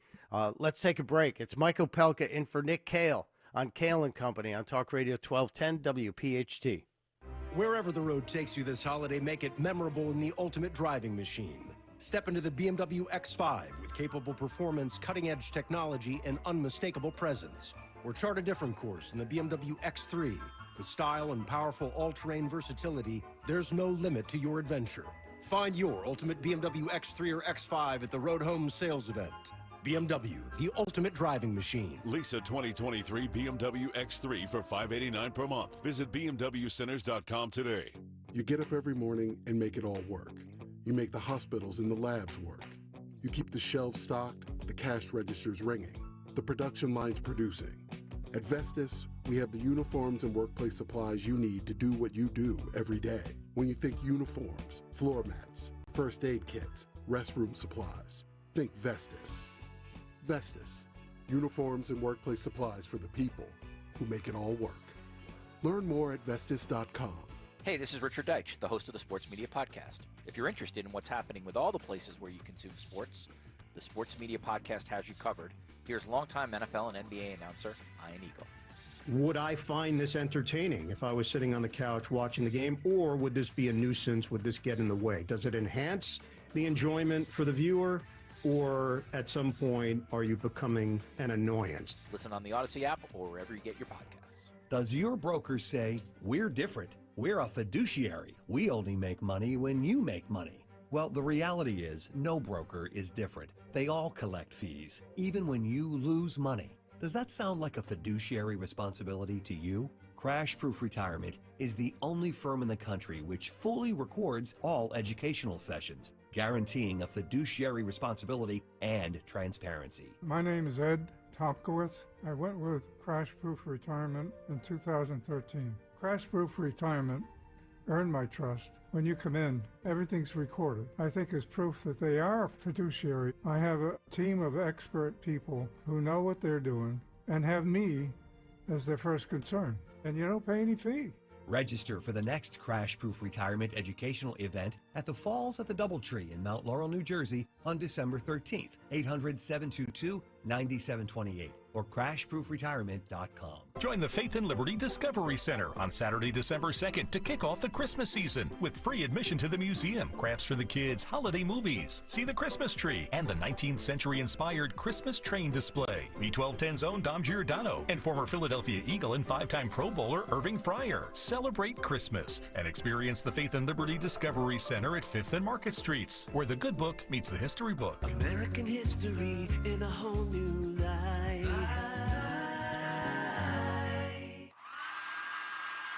I feel like I'm constantly cleaning hair off my bathroom floor. At least my Swiffer Sweeper makes it easy. Sweeper heavy-duty dry cloths have ultra-thick pads to trap and lock hairs, like a hair magnet. And when I'm finished cleaning up my hair, Sweeper takes care of his too. Now the hair is gone, all thanks to Swiffer. Try Swiffer Sweeper heavy-duty dry cloths. I promise you'll love them or your money back. And also try Swiffer Sweeper Wet to make quick work of tough, sticky messes. This is Talk Radio 1210 WPHT. Free speech lives here.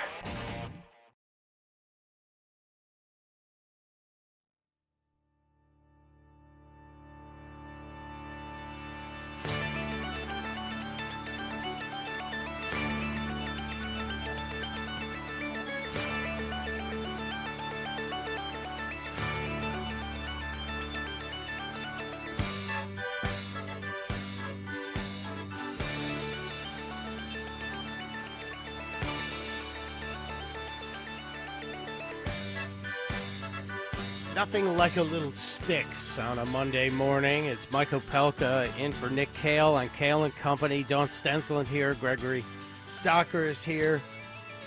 And you got the boys in the back looking over all the madness that we're trying to cover today. And thank you for listening. We know you have choices.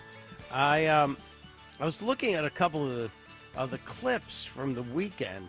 And we do have the cut sheet coming up. There's just so much. I don't know how you do this without adding another hour to get to everything. I got to adjust my camera here. Sorry.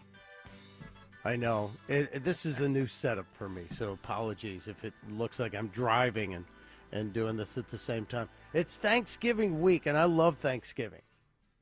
We had great family memories this Thanksgiving, and I hope you did too. But in our house now, it's just the two of us and the 6 pounds of poodle that lives in our house.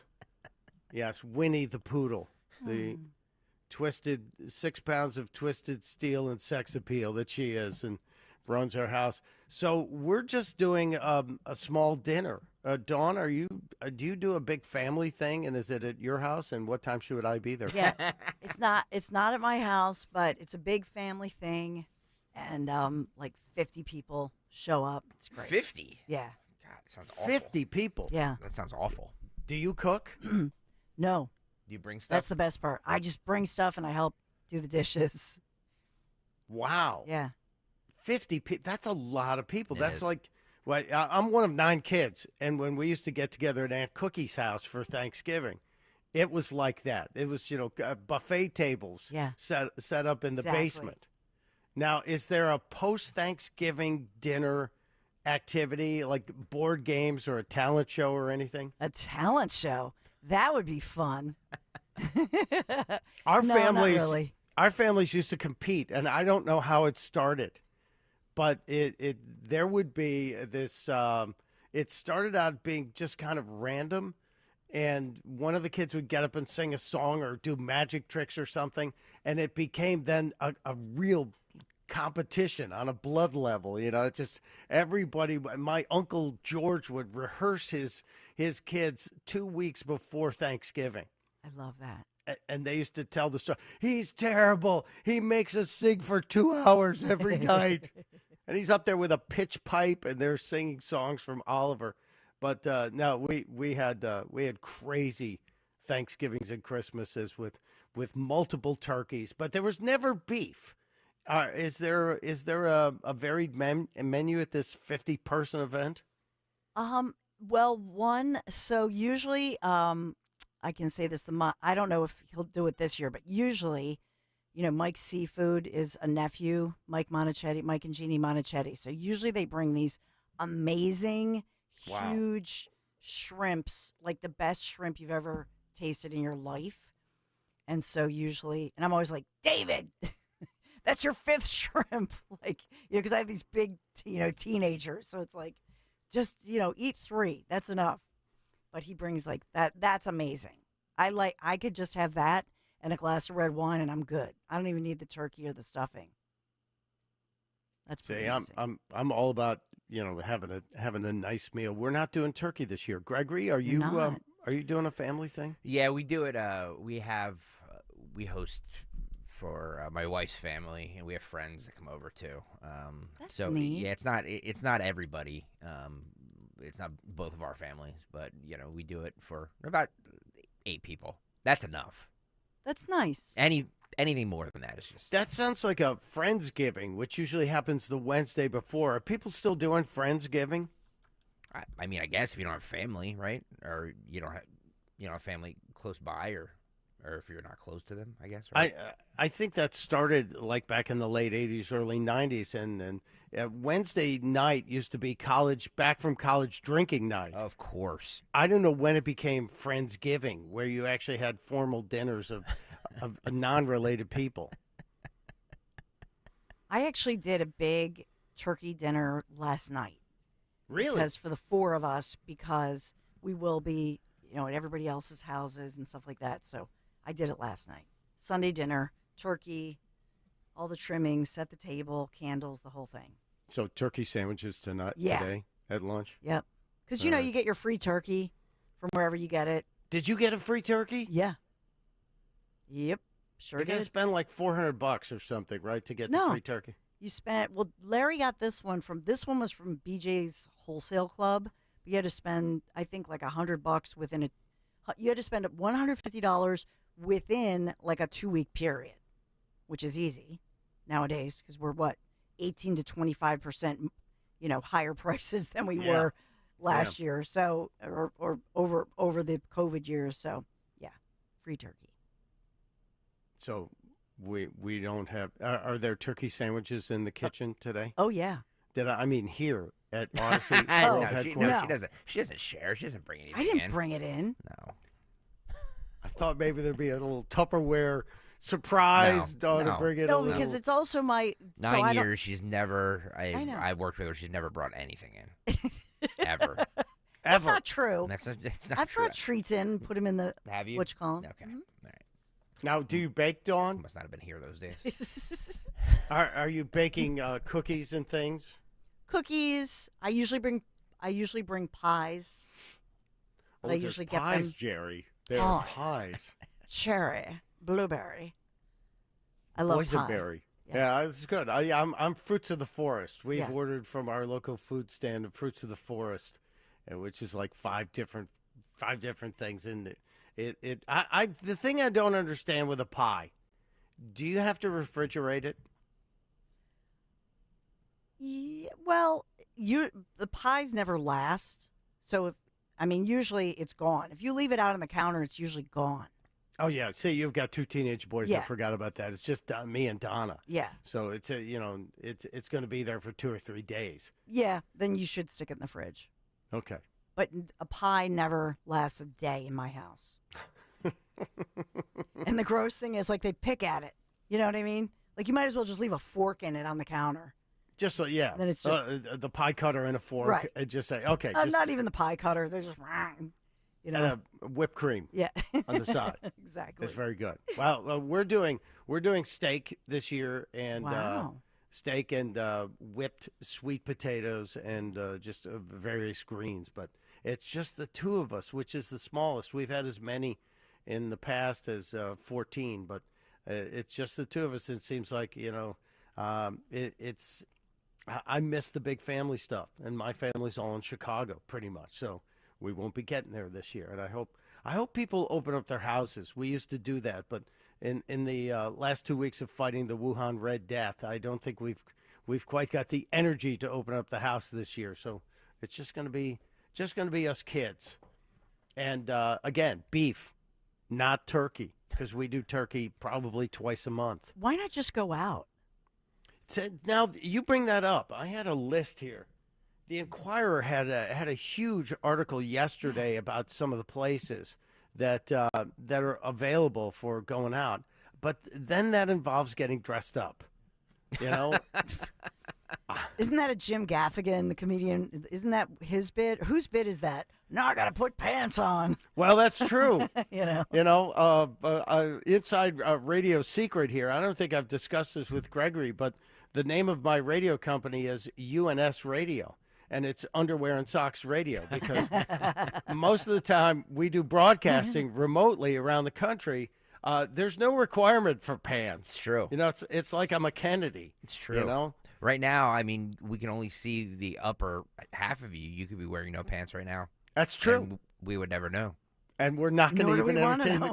We're not going to. Yes, you don't want to know. We're not going to entertain the question, but that is the reality. So, going out for Thanksgiving, it's like going out for New Year's Eve, which we don't do that either. You have to then get dressed up, and then you have to deal with other people. And I'm good with people on a very limited basis, like in groups of 4 on a golf course. That's about the extent to which this goes. So we'll do that. I know Gregory's got some incredible clips, and I was just looking at the cut sheet that we're going to get to in about 15 minutes. But I also have found some other ones that relate to Thanksgiving and how much hate is out there for Thanksgiving on the left. And we have to talk about that. And a question about cell phones, Dawn, that Florida has now stopped cell phone use in schools. and we have to talk about this as it's being enforced. And I wonder what your take will be on this. We'll get into details on that just around the corner as well. It's Michael Pelka in for Nick Kayal. Kayal and Company. Thank God Dawn and Gregory are here on Talk Radio 1210 WPHT. Hey guys, it is Nick Kayal, and as you know, I have recently leased 2023 Ridgeline from Piazza Honda of Springfield. If you are a truck person like me, now is the time to visit Piazza Honda in Springfield, Philadelphia, Langhorne, Pottstown, or Reading to take advantage of 0.9% APR or get special finance rates on the Honda Civic, Accord, CR-V, Pilot, and more. The Piazza Auto Group now with 17 brands and 35 locations, my go-to for all things automotive. To find your new or certified pre-owned vehicle, visit today at PiazzaAutoGroup.com. 40 days up to 40 pounds. Say it with me, 40 days up to 40 pounds. Visit NJDiet.com or call 855-5NJ-DIET. That's 855-5NJ-DIET. 40 days up to 40 pounds. 40 days up to 40 pounds. The government is spying on you. No surprise, I know. But did you know the banks are helping them? And did you know that withdrawing your cash from the bank can be very risky? That's right. Let Swiss America educate you about this. Banks are now required to spy on us for the government, and they report any behavior they think is suspicious. You'll be shocked when you read The Secret War on Cash from Swiss America. This new war against cash is really a war against the Constitution, against all freedom-loving Americans. You must read The Secret War on Cash. Get your free copy by calling or texting 800-258-9968. 800-258-9968. This war on cash is growing daily, and it also includes all forms of digital money. So please get and read The Secret War on Cash free by calling or texting right now at 800-258-9968. 800-258-9968. Message and data rates may apply. Urgent Camp Lejeune settlement message. On September 6th, the government announced it will soon begin providing fast, guaranteed settlements to Camp Lejeune Marines, families, and civilians. Awards will range between $100,000 and $550,000, with an option for higher amounts. If you or a loved one spent time at Camp Lejeune and suffered cancers of the bladder, liver, or kidneys, leukemia, non-Hodgkin's lymphoma, Parkinson's, or kidney issues, you may qualify for compensation and could be paid within 60 days after accepting your settlement, with your VA benefits fully protected. You may be entitled to a significant financial award for your Camp Lejeune claim, but you must act now. Call the James Harris Law Camp Lejeune helpline now to get the compensation you deserve. We're already fighting for thousands harmed by the water at Camp Lejeune. Call now or you may forever lose your right to be awarded a settlement between $100,000 and $550,000. For your free evaluation, call 800-217-1155. That's 800-217-1155. 800-217-1155. My brother-in-law died suddenly, and now my sister and her kids have to sell their home. That's why I told my husband we could not put off getting life insurance any longer. An agent offered us a 10-year, $500,000 policy for nearly $40 a month. Then we called SelectQuote. SelectQuote found us identical coverage for only $18 a month, a savings of nearly $300 a year. Whether you need a $100,000 policy or a $10 million policy, SelectQuote could save you more than 50% on term life insurance. In a hurry? Don't worry. With SelectQuote, you can get up to $2 million in instant, affordable, same-day coverage with no medical exam. Call SelectQuote at 1-800-637-9116. That's 1-800-637-9116. Or go to SelectQuote.com. That's 1-800-637-9116. Full details on example policies at SelectQuote.com/commercials. When you need to know, depend on KYW News Radio 103.9 FM. The Carter Center says former First Lady Rosalind Carter died peacefully with her family by her side. She was 96. 31 premature babies have been evacuated from Gaza's largest hospital. And SEPTA and the Transit Police Union will continue contract talks this morning amid talks of a potential strike. Get the latest anytime on KYW News Radio. Now on Crystal Clear 103.9 FM. You've never needed us more. Tune in to Crash Proof Retirement Show, Saturdays at 11 a.m. to hear Phil Cannella and Joanne Small. The Crash Proof Retirement Show, Saturday mornings at 11 on Talk Radio 1210. Hi, it's Rich Zioli. I'm joined here today by my friend, the co-president and CEO of Cooper University Healthcare, the one and only Dr. Anthony Mazzarelli. Dr. Maz and I are here to tell you about our buddy, Dr. Mike Veneria. Not only is he my dentist, he's my family's dentist as well. And not sure if you knew this, he's Dr. Maz's dentist too. That's right, Rich. Dr. Mike Veneria is and has been my dentist also. And, you know, doctors choosing doctors, that can be quite a selective process. And not only do I go to them, but for years, my sister and my niece and my nephew, the whole family goes. Well, it's no secret. We're all delighted by the care that Dr. Mike Veneria and his award-winning team provide, and you need to check him out. Whether you're looking for pediatric, general, cosmetic, implant dentistry, you don't need to look any further. Dr. Veneria's office does everything. Dr. Veneria's office also exceeds all CDC guidelines and has always maintained the strictest infection control, like their centralized UV sterilization of airflow, which is incredibly important to me. Locations are right over the bridge in Cinnaminson and Woodbury. Your perfect smile's waiting. Call 856-786-2020 or visit veneriadental.com. Hey, Riverton. We know your favorite station is Talk Radio 1210 WPHT. Always live on the free Odyssey app.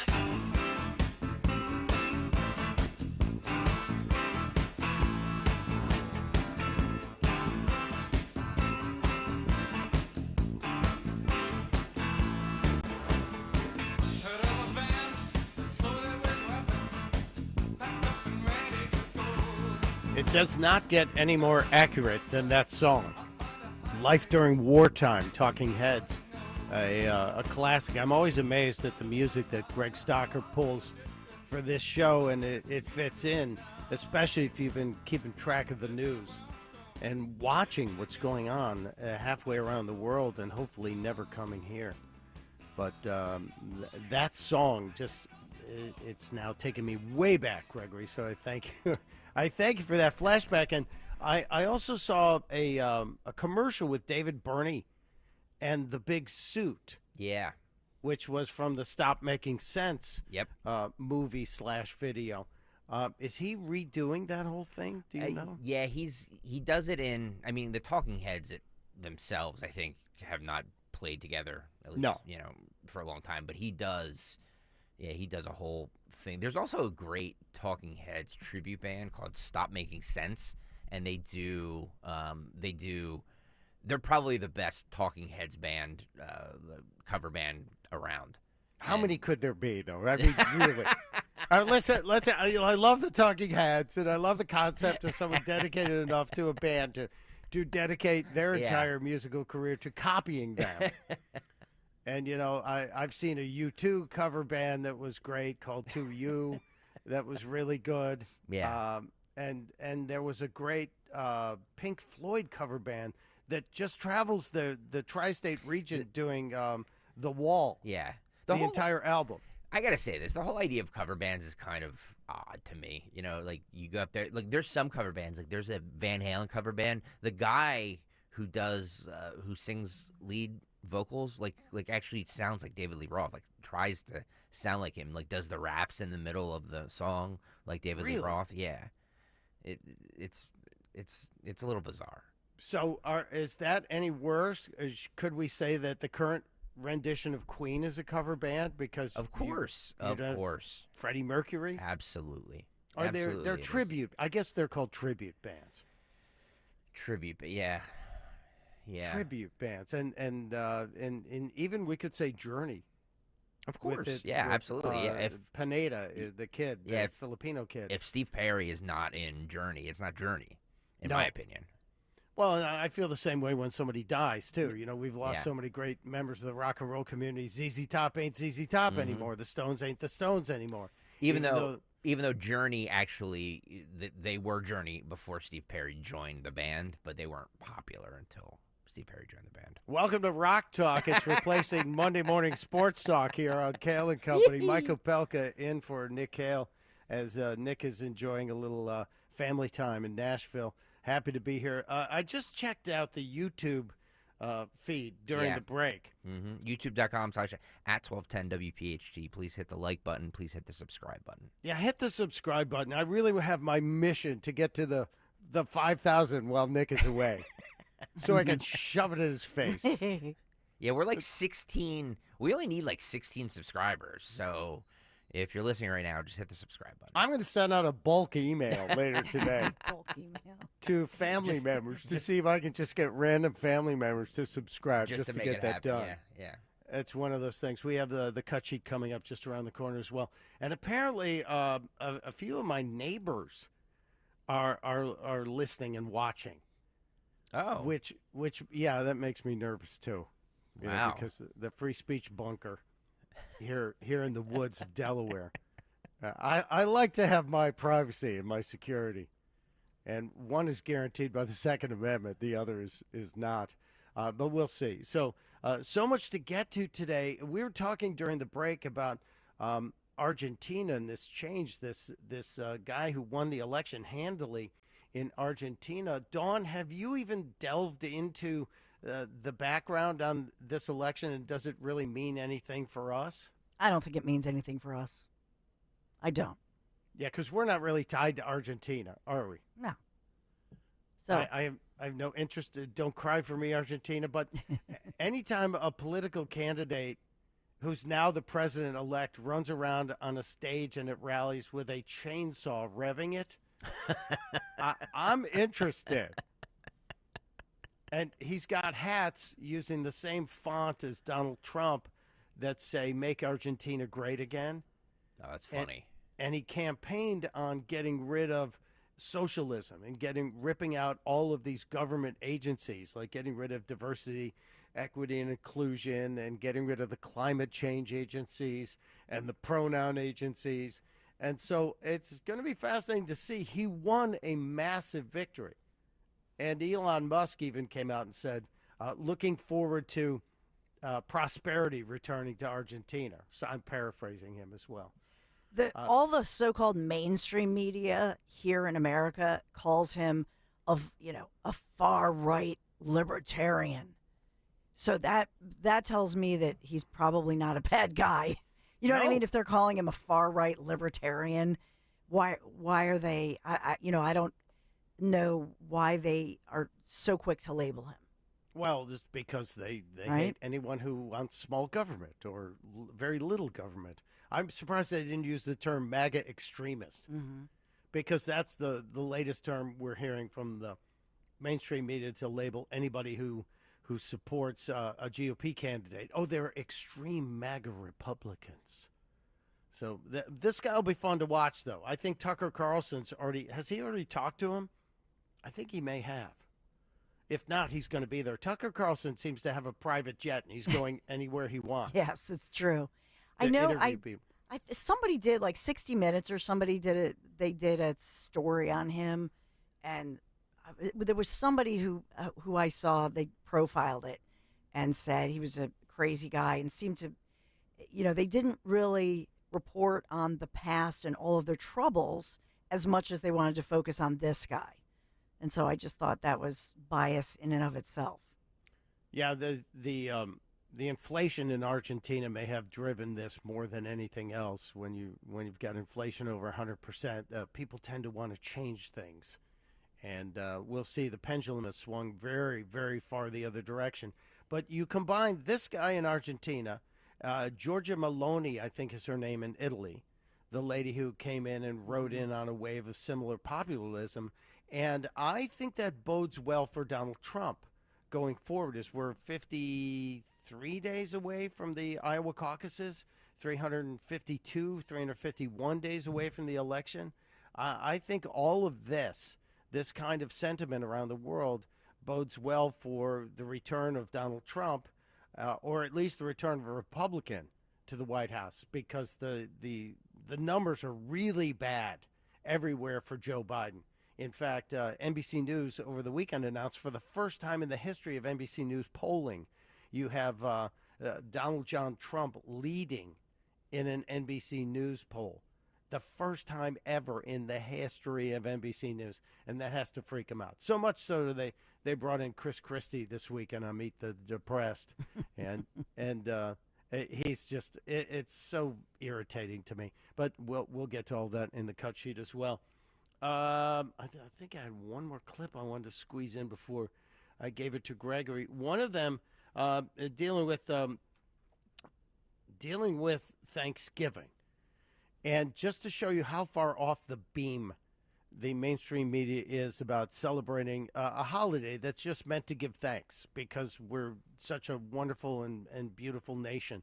CNN hosted American Indian activist Chase Iron Eyes on the show. Who's that? How dare you? I'm sorry. Chase Iron Eyes. Well, you know, around the tribe, they just call him Iron Eyes. You know, that's his Native American name. But he's pushing an effort to cancel Thanksgiving. It's his wish to cancel Thanksgiving. And why? Well, some of his answers are pretty surprising. Going on right now, and we're just now in a state where we're consciously deconstructing Euro hetero Christian programming. So we're constantly deconstructing Euro hetero Christian programming. The hell does that mean? I just think I want this guy to go out and say this to as many people as possible so they can just cross their eyes and look at him and go, please leave now. We just want to eat turkey and hang out with our family and be thankful that despite all the efforts by the Democrats to create a socialist nation, we've still managed to hang on to a little bit of what the founders wanted us to be. It's just that line. We are consciously deconstructing Euro-hetero-Christian programming. Unbelievable. And with that, let us get into some of the other madness from the weekend. Yeah. It is 7:46 on Kayal and Company with me, Michael Pelka, sitting in for Nick Kayal. Let's get to the cut sheet. What's on the cut sheet? What's on the cut sheet on this Monday is brought to you by our good friends at Cherry Hill Volvo, where they have ample inventory of brand new and beautiful pre-owned Volvos. Enjoy the luxury experience you deserve. They always go the extra mile for their customers because relationships matter at Cherry Hill Volvo. Check them out on Route 70 in Cherry Hill Volvo, where relationships matter. Let's start with Friday night, shall we? Bill Maher on his real-time program declared that Biden cannot win in 2024. He's been on this for a while. The reason I play him is because he's a liberal. He's not going to vote for Trump. But I just think it's interesting that he's very down on the Democrats right now. And you know, I think that he thinks that Joe Biden should not run. So this is what he said on his program on Friday. Cut one, gentlemen, go. Okay, what do you think of prominent Democrats like David Axelrod calling for Biden to, quote, get out or get going? Did he say that? Get out or get going? I believe in a tweet or two and some stuff. Look, people who think that Joe Biden is perhaps too old, they're right. Perhaps. Don't spill the water. Something might come out of it. It's not that, you know, everyone ages differently. I agree. And you know, so Betty White lived to be 99. Mick Jagger's still twisting his ass. Right. I've been the one making that case year after year here against ageism. I always said it's a case-by-case basis. It's a case-by-case. But for that argument to have teeth, you also have to be the person who can go, yeah, but this is the case. And I've said it before. Do I think Joe Biden can do the job? Absolutely. Yes. I don't think he can win the job. And that's what I care about. He's going to lose because the people think he's too old. And perception is reality. I'm sorry. Interesting that he thinks Biden can do the job. I think that's a more dangerous line of thinking than anything else. And I appreciate the fact that Bill Maher isn't afraid to say it. And he's also obviously got a plan in mind to replace Biden. But who finally got to Donna Brazile and changed her hair from purple or to pink? Because didn't she always have purple hair? Yeah, she's definitely entertaining on this show.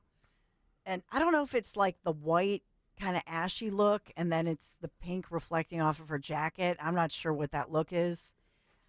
The only thing that struck me about that entire interview is that, and she flirts, she's very entertaining, but she flirts with Bill Maher, and it's kind of funny, and they go back and forth. When he brings up Kamala, she does everything in her power to try to distract from the topic of Kamala.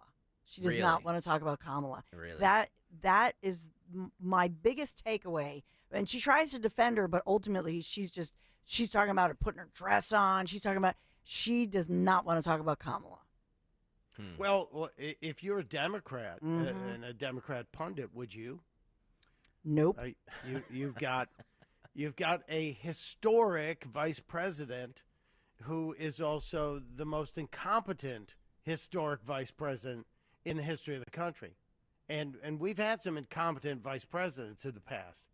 But and now if she's going to be leapfrogged by Gavin Newsom, how are they going to explain that? Especially, how's a black woman going to explain it? Let me ask you this, because we've debated this on the show for a while now. Tony Bruno even predicted that it's going to happen by the end of the year. Do you think that they tag in Gavin Newsom as the next guy?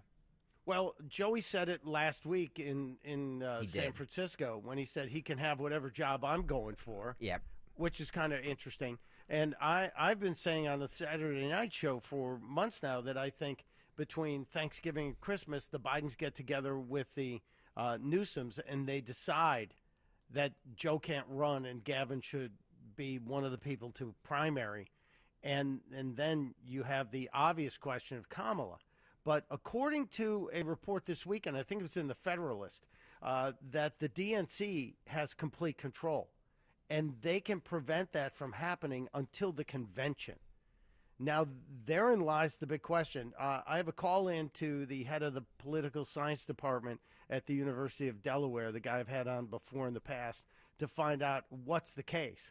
Because back in 2016, the GOP had to consider replacing Trump when there was the release of all kinds of information about Donald Trump. And each party has a policy and a procedure on how they do it. So how can it happen this late in the game? And, we're 350 plus days away, but it's still very late in the game. It might have to be at the convention. Wow. You think it's going to be that long from now? Yeah, and remember, we had this problem. The Democrats had this problem back in 1968. It looked like Robert Kennedy was going to be the nominee and likely be the president, and then he was assassinated. Yep. And so they were thrown in, and that was in June before the election. So there are policies, procedures set up to deal with these kind of situations, whether it's the incompetence of the candidate or the fact that they just, as Joe Biden said about the kids dying of fentanyl last week, they just wake up dead. Still one of the greatest lines of the week last week. I also think that swirling around all of this is, for the first time that I've seen, the White House really pushed back on the validity of these, the impeachment inquiry run by the House Ethics Committee. And so to me, I thought, this one, for the first time for the White House to really push back and to challenge the validity of this when the White House at the same time and Biden is just saying, no, he won't provide any of these financials. He's blocking thousands of emails.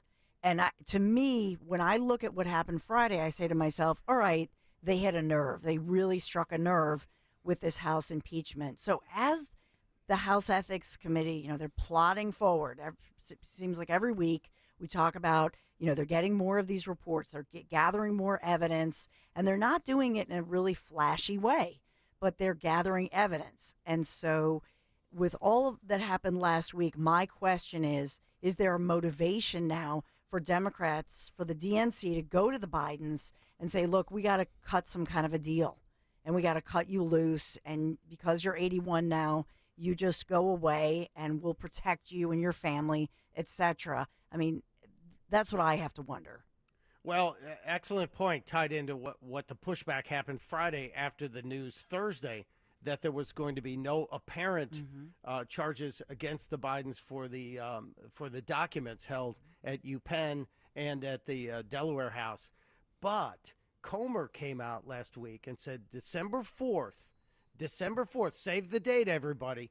December 4th is the date that they will have either depositions or testimony from Hunter Biden, from Jim Biden, from Sarah Biden, and from several Biden crime family associates. So that critical mass may be being achieved in terms of evidence against the Biden family, which would then force their hand. So it could be this Thanksgiving to New Year's. This discussion will happen. But the DNC still holds sway over this entire process. And like I said, maybe we'll find out tomorrow with this guy from University of Delaware. Moving on to cut 9 here, guys. Former President Donald Trump is now leading President Joe Biden, according to the latest NBC News poll.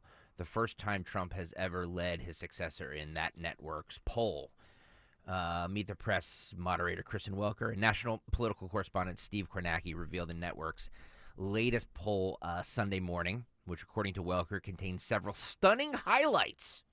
Most notable among the poll finding was Trump's success in head-to-head matchups with Biden, which the 45th president is now leading by a 46-44 margin. We'll let those two yenter on about it. Cut 9, guys, go.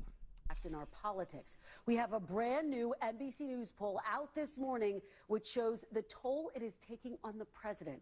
I'm joined now by national political correspondent Steve Kornacki to take us through the numbers. Steve, some real stunning highlights here in this poll. Yeah, absolutely, and I think you're right to set it up that way. What's happening in the Middle East, it really does seem to be connecting with what's happening domestically in our politics. Let's start with the bottom line here. President Biden, what is his job approval rating? We measure it now at 40%, with 57% disapproving. The significance, that is the lowest President Biden has ever measured in our poll in terms of job approval. And just look at the sea change from the start of this year. Remember, early this year, Democrats coming off a strong 2022 midterm. He was almost even. Now he's 17 points underwater on this question. Significant dip there, Steve. It is, and you can actually, if you take a look here by party, I think it's significant for 2 reasons. One, independents, obviously, more than 2 to 1 disapprove. You don't want to be there as an incumbent president, but I think equally significant, no surprise, 7% of Republicans approve of Joe Biden's job performance, but 3 times as many Democrats, 21%, that's more than 1 in 5, say they disapprove. You need much more unified support in your own party if you're going to have a successful re-election campaign. And we mentioned the drop in that approval rating and the connection to the Middle East, and here it is. On foreign policy, 33% approve of Joe Biden's job performance. Just in September, we asked the same question, and it was 41-53. These numbers surprised our own pollsters, Steve, with one saying he cannot remember a time when a foreign entanglement that didn't involve U.S. troops had the capacity to transform the electorate, and that's not the case in this poll. No, and go even a step further on this one. I think this jumps out at you, too. Overall, this is the handling of the Israel-Hamas war. And again, it kind of measures overall up with Biden's foreign policy approval. But look at this. Among the oldest group of voters, 65 plus, there's a majority who approve of how Biden is handling this. That's plus 12. Look at the youngest group of voters. 20 approve, 70% disapprove. He is 50 points underwater with the youngest group of voters. That is a 62-point net swing between youngest and oldest on this topic of Israel and Hamas. 70 to 20%. That is crazy. Well, the interesting thing, and I wish there were a even more detailed breakdown, is do they support or are they mad about Joe Biden's take on the war? Yes. Because of his support for Israel or his ambivalence? Because he put out an op-ed on Saturday in the Washington Post, and the media was saying, well, Joe Biden is supporting Israel's right to defend itself. I think it took him 8 paragraphs to get to that statement about Israel defending himself. The entire first third of that op-ed piece was really relating it to Ukraine and how tying the two conflicts together was the most important thing, and how we have to be involved in both of these. So Joe Biden took 7 or 8 paragraphs in order to get to the statement of, Israel has the right to eliminate Hamas. And I know there's a huge chunk of young kids who, again, last week you guys talked about that letter from Osama bin Laden and how that was supported by all these young kids, which is absolutely ridiculous. But there is a giant group of Jewish Americans who would have normally voted in lockstep with Democrats who are saying, I will never vote for a Democrat again. And that's what I think Joe Biden is fighting to save that voting bloc as well. I think there's a schism inside that voting bloc. So it's fascinating to watch this. I wish there were more info on that. Yeah, and everybody is commenting on the fact that this is an NBC News poll. And, you know, there's a lot of people like Robert is like, polls. The media lives on these useless polls. I do agree with it that I think a lot of polls are useless. But I do think that stat there, the 70-20 amongst people 18 to 34, is very telling. And I think it all has to do with what they perceive as him supporting Israel, which is scary unto itself. Youth and independence will counteract, and correct me if I'm wrong on this, Dawn, the abortion numbers that the Democrats are counting on, because they're still planning on cashing in on abortion in the big election next year. Yes. Yeah, I mean, we've talked about that, and especially if they find a way to put anything about abortion, as we saw, for example, in Ohio, they had abortion and marijuana on the ballot. Yeah. So that was big for Democrats. This is a big stinking deal, but again, Greg, I think this is more fuel to the fire for Joe gotta go. Yeah, and you know, you have people like David Axelrod who's really been on this bandwagon of like reading these polls. And look, you know, you can disagree with Axelrod. Most people in this audience do. But like he's a skillful guy in getting politicians elected. He's very good at his job, and he's good at reading tea leaves. And the fact that he's come out and said this about Joe Biden, I think is very telling. I don't know. Well, and the White House immediately dismissed it, called him a prince. Yeah. Or another world. I'm just saying. I read that wrong. I literally almost hit the dump button on you, and then you said Prince. I like that. Yeah. Come on now. I got a couple of weeks in this business. I get you. I'll get right up to the line, Greg. I love it. That's all I care about. White House Deputy National Security Advisor John Feiner was on a lot of the Sunday morning shows yesterday, speaking of the Israel-Hamas war that is happening right now. The big question that I had in the clips that I pulled were on the hostages and where we are on the negotiations to free the 200-plus hostages. John Feiner said this, cut 3, guys, go. Joining us now is President Biden's Deputy National Security Advisor, John Feiner. Mr. Feiner, the NSC spokesperson overnight said that no deal has been reached yet, but you continue to work hard. The Post story did not say a deal had been reached, but that the U.S., Israel, and Hamas were close to a deal. So is that possible? What can you tell us? Thanks, Martha. I guess what I would say about this at this point is that these talks have clearly reached a very sensitive stage. We're following this minute by minute, hour by hour, and have been over a number of weeks. And this is an incredibly high priority for all of us in this administration, up to and including certainly the president. What I can say about the state of the talks, and the Prime Minister of Qatar has said something similar this morning, is that some of the gaps have now narrowed. Some of the issues that were at odds have now been closed out, but we are not finished. There is not yet a deal in place, and I think it would be premature to conclude that this is inevitable given how close we have come in the past. And I think one thing that I won't do is go through all the outstanding areas in which there are still negotiations. We don't negotiate these things in public, but it is a very high priority to try to get this done. They're making some progress, and we hope that that will be concluded soon so that these people can finally come home. Can you tell us if you feel you are much closer to a deal than you have been in recent weeks? I mean, again, I don't want to characterize with too many adjectives. What I will say, though, is that there has been a significant progress, including in recent days, in recent hours. Some of the issues where there was disagreement have now been either narrowed or an understanding has been reached, but it is not complete. It is not everything. And on something like this, I think a real cautionary note is that until it is done and until people actually start moving and start being released, we do not want to get ahead of ourselves because things can still be derailed at the last minute. I'm sorry I'm dubious about all of this. And my spidey senses have said for weeks now, I wonder how many of those hostages are still alive. The number 240 is always out there. Breitbart had a story over the weekend saying that there is a deal for a 5-day pause for 50 women and children to be released. We haven't seen any hostages. We haven't seen any video of hostages, no proof of life, if you will. To me, it feels like this is Hamas trying to buy time. And I would not be surprised if there were only a handful left alive. And I hope I'm wrong. But it sure feels like that they're stringing us along. Because the last 2 hostages were found dead outside the hospital.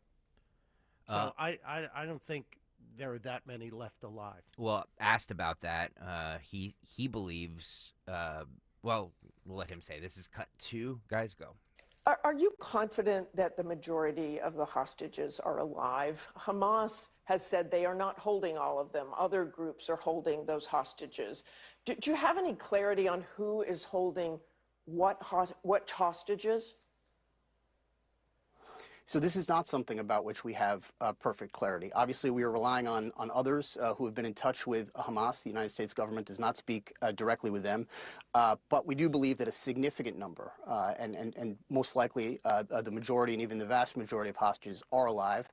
We are certainly operating under that assumption, and we are going to work to get as many of them out, certainly including, by the way, a number of Americans who we believe are held hostage, as we can. But we do not have perfect clarity. We are not on the ground. We are not in direct contact with Hamas. But we believe, based on their representations, that there are a significant number of hostages who could be released if this deal is completed.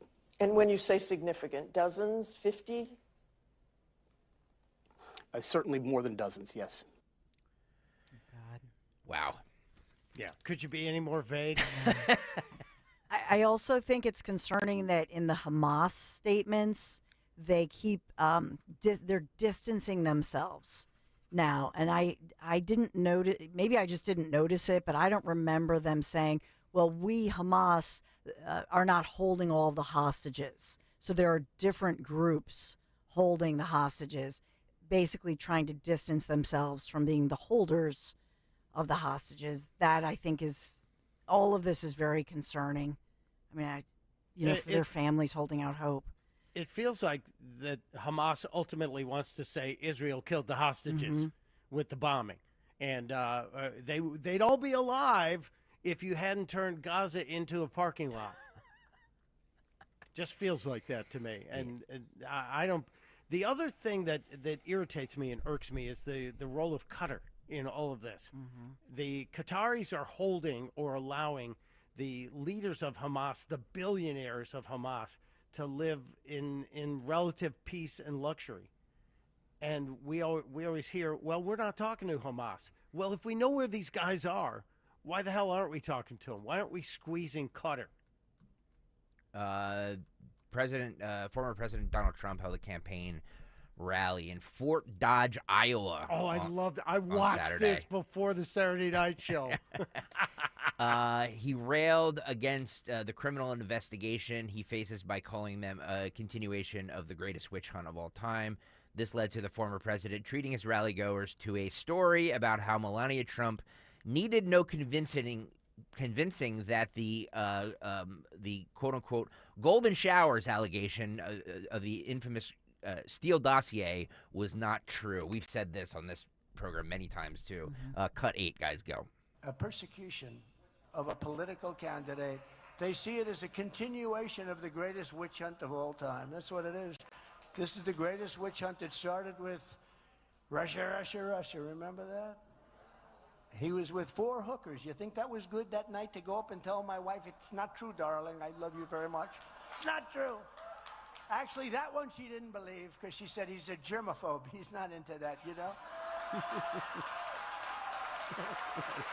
He's not into golden showers, as they say they call them. He's not. I don't like that idea. Oh, my God.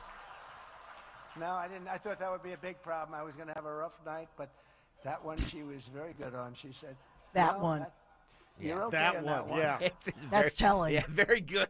Very I good. mean, Tom. 1 or 2, Right? maybe. That but one. 4 and the Yeah. PP tape. Yeah. Because The fact that Donald Trump in Iowa said the phrase "golden showers." I know.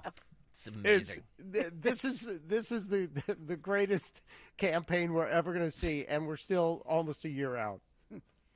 By the way, I didn't believe that one. When I remember my husband, Larry, goes, "Oh, your guy, he's gone." And I was like, "What are you talking about?"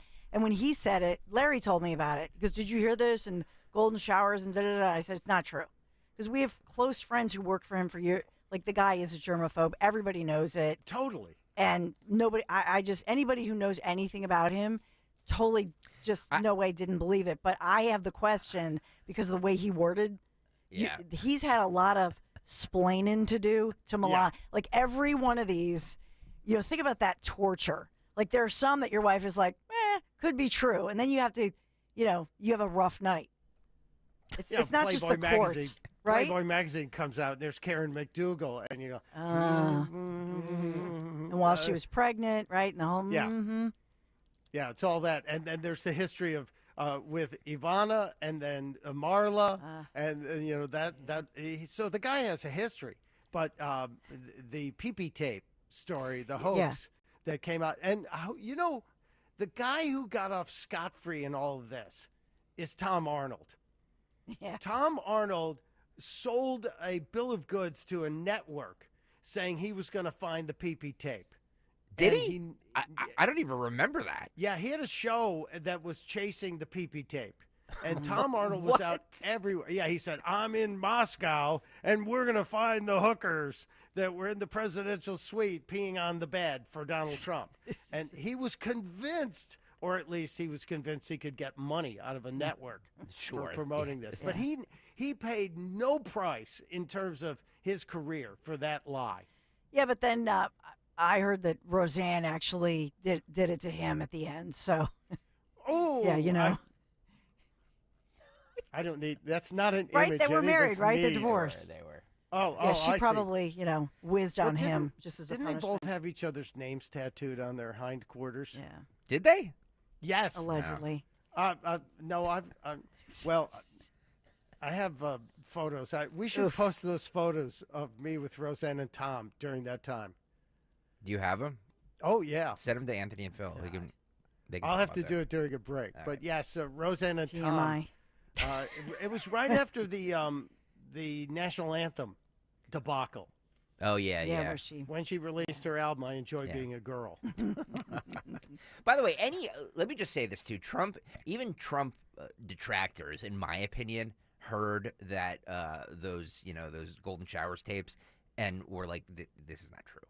Because he's such a well-known germaphobe that I feel like even his biggest detractors, even if they didn't admit it, knew that it wasn't true. Mm-hmm. You know what I mean? Because it's so outlandish and so out there as far as stuff that he's been in the public eye for 100 years. We know he's a philanderer. Like he's been one forever. But like this stuff. But Gregory, at the same time, weeks before the election, somebody comes up and says, we have a tape of Donald Trump with Billy Bush. And he's talking about women in a way you won't believe. And you go, no, he never said. And then you hear the tape and you go, uh-oh. And the person who paid the price for that was Billy Bush. Yeah, I know. Yeah, it's true. He's the only one who suffered for that. Yep. Ron DeSantis was on with Jake Tapper on State of the Union on Sunday, and he's DeSantis really making a name for himself on these mainstream media shows. Have you guys noticed that? Mm-hmm. He's really kind of out there as far as he's going on Mika and Joe. He's going on CNN. Well, he has to. He is in such a bad state now, polling-wise. Yeah. He has to find something somewhere. And you look at the aftermath of his endorsement from the Iowa governor, Kim Reynolds, there's been zero bump, I know. even in Iowa. So, yeah, we said that at the time. I mean, like, really, does anybody really care if the governor endorses him? I don't know. Well, in Iowa, I think the caucuses matter, and I think that she's a really well-liked governor. Yeah. So, but there's been almost nothing. So, of course, Jake Tapper had to ask about the chances of Trump being elected president in 2024. This is what DeSantis said, cut 5. Your campaign keeps a running list and keeps tweeting a running list of Donald Trump's fumbles and accidents and confused moments. That's what they call them, saying this is why his handlers won't let him debate, noting times that Trump has forgotten what state he's in, times that Trump has confused Obama and Biden, times he's confused Nikki Haley and Kristi Noem, and on. They're really trying to make this Trump cognitive issue stick, aren't they? They are, and it's just stupid. Anybody who knows anything about Trump, it's just stupid. It doesn't work. They're trying to also say, oh, Trump next June turns 78, which is Biden's age when he took office. None of it flies, because listen to Trump. He goes off on all this, and he later said that he purposely said Obama sometimes, whether he did or didn't. He talks for hours on end at these rallies. And he's totally with it. Outside of his court appearance, he talks for 15 minutes through the case and so on and so forth. Nobody thinks that about him. Well, it doesn't fly. Here's where the mainstream media has to be held feet to the fire. If you talk about Trump, then you have to address every one of Biden's screw-ups, every single one of them. But they won't. Yeah, it's true. All right, we continue here because this is actually all about his age, and Ron DeSantis is really playing off of the fact that even in this clip, he calls himself, he's in the prime of his life right now, and Donald Trump is not, and he can only serve one term because of his age, and blah, blah, blah, blah, blah. We continue where we left off, guys. Go. And on. What exactly are you saying about Donald Trump's mental fitness? Do you think he's too old to be president? So I've said publicly the presidency is not a job for an 80-year-old. That Donald Trump would actually be older on January 20th, 2025 than Biden was on January 20th, 2021. But I think it's part of a larger issue that this is not the same guy as the Trump in 2015 and 16. That Trump would show up on the debate stage. He'd barnstorm. Yes, he was off color. He was edgy. But it was all part of an idea that he was really going to shake things up. Now he's wedded to the teleprompter. He's not willing to debate. And he's running on many of the same things he promised to do in 2016 and didn't deliver. For example, he said he was going to build a wall and have Mexico pay for it. Jake, he didn't build the wall, and Mexico sure didn't pay for it because you would not have been able to have 8 million people come in illegally if we had a fully constructed wall. He also said he would drain the swamp, and yet the swamp is more powerful than ever. So he didn't do it the first time. I don't know what makes you think he's going to do it this time, but he should show up to debate, prove that he can sit on that stage for 2 hours, defend his record, defend his decisions, and tell people why he should be the choice going forward. Because what I've made the point is simple. Donald Trump's a high-risk proposition as a nominee because I think the chance of him getting elected is small, but it's a low reward because he's going to be a lame duck on day one. Even if he could get elected, he would not be able to attract the type of talent to work in his administration, and he'd be saddled with all these distractions that it'd be virtually impossible to get the job done. But are you and your campaign saying that he has lost his sharpness, his mental acuity, and are you saying he'll lose to Joe Biden? Well, I wouldn't be running unless I thought that the Democrats would beat Trump if he were the nominee. I mean, they're going very easy on him right now. I mean, they're not saying much. The minute if he were to be the nominee, I mean, you're going to see scorched earth. You're going to see all this stuff brought up from the past, and the whole election will end up being a referendum on Donald Trump. And Biden will be able to hang out in the basement, and I think he'll be able to get away with it again. Look, when you get to this point, the presidency is not a job for somebody that's pushing 80 years old. I just think that that's something that has been shown with Joe Biden. Father Time is undefeated. Donald Trump is not exempt from any of that. I think with somebody like me, you go in, I'm in the prime of my life. I go in day one. I'll serve 2 terms, deliver big results, and get the country moving again. That's what Republican voters want to see. Wow, there's a lot there. There's a ton there. First of all, I want to just hone in on the fact that he says the media is going easy on Trump. Are they? No. And he mentioned Trump in the basement. Biden was in the basement. No. He said Biden in the basement. There was Biden in the basement? All right. Yeah. But just this Like, morning, who's in the basement? CNN is saying, CNN's out there saying Trump ramps up anti-immigrant rhetoric and border visit. So they're not going easy on him at all. They called him out for using the word vermin last week, comparing it to a language that Hitler used. Yep. So, yeah, the mainstream media is not soft-pedaling Donald Trump. They are scared to death of him. Yep. Yeah, it's interesting. But DeSantis, I think, is going down a strange road here, and it smacks of a little desperation. And I don't know if his campaign is advising him correctly. Remember, did you guys play it last week? His new campaign ad, which put extra applause where it didn't exist when he was speaking. No. Oh, I'll find it during the break. Yeah.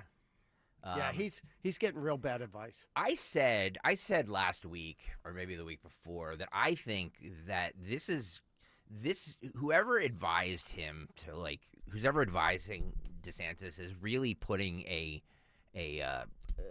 stake in the political heart of the DeSantis brand, because I think that not only is he not going to win the nomination, but I think this is affecting him in Florida as well. If you look at those new poll numbers that come out, Trump is trouncing him in Florida. Yeah. I think people are pissed off that he is not in his state and he's out running for president. Maybe I'm wrong because I don't live in Florida, but I don't know. I think that this damaged him on 2 different fronts. Yeah, I agree. Yeah. Well, we'll see, because he's. I think ultimately Florida will forgive him as long as he's a good governor. And look at some of the things he's done. We'll get into that. I think just the banning of cell phones in schools for kids will get him a lot of support from people. But whether or not he can withstand this, look, he's in 4th place in New Hampshire right now. Yeah. And he's not doing well, but we'll find out in 53, 54 days when the Iowa caucuses wrap up. The boys in the back put a poll up. Is DeSantis in his prime? I mean, he's 44. I mean, he's a young guy. You know what I mean? He's lost weight, hasn't he? Oh, a lot of weight. He's lost weight. Is he on the Ozempic?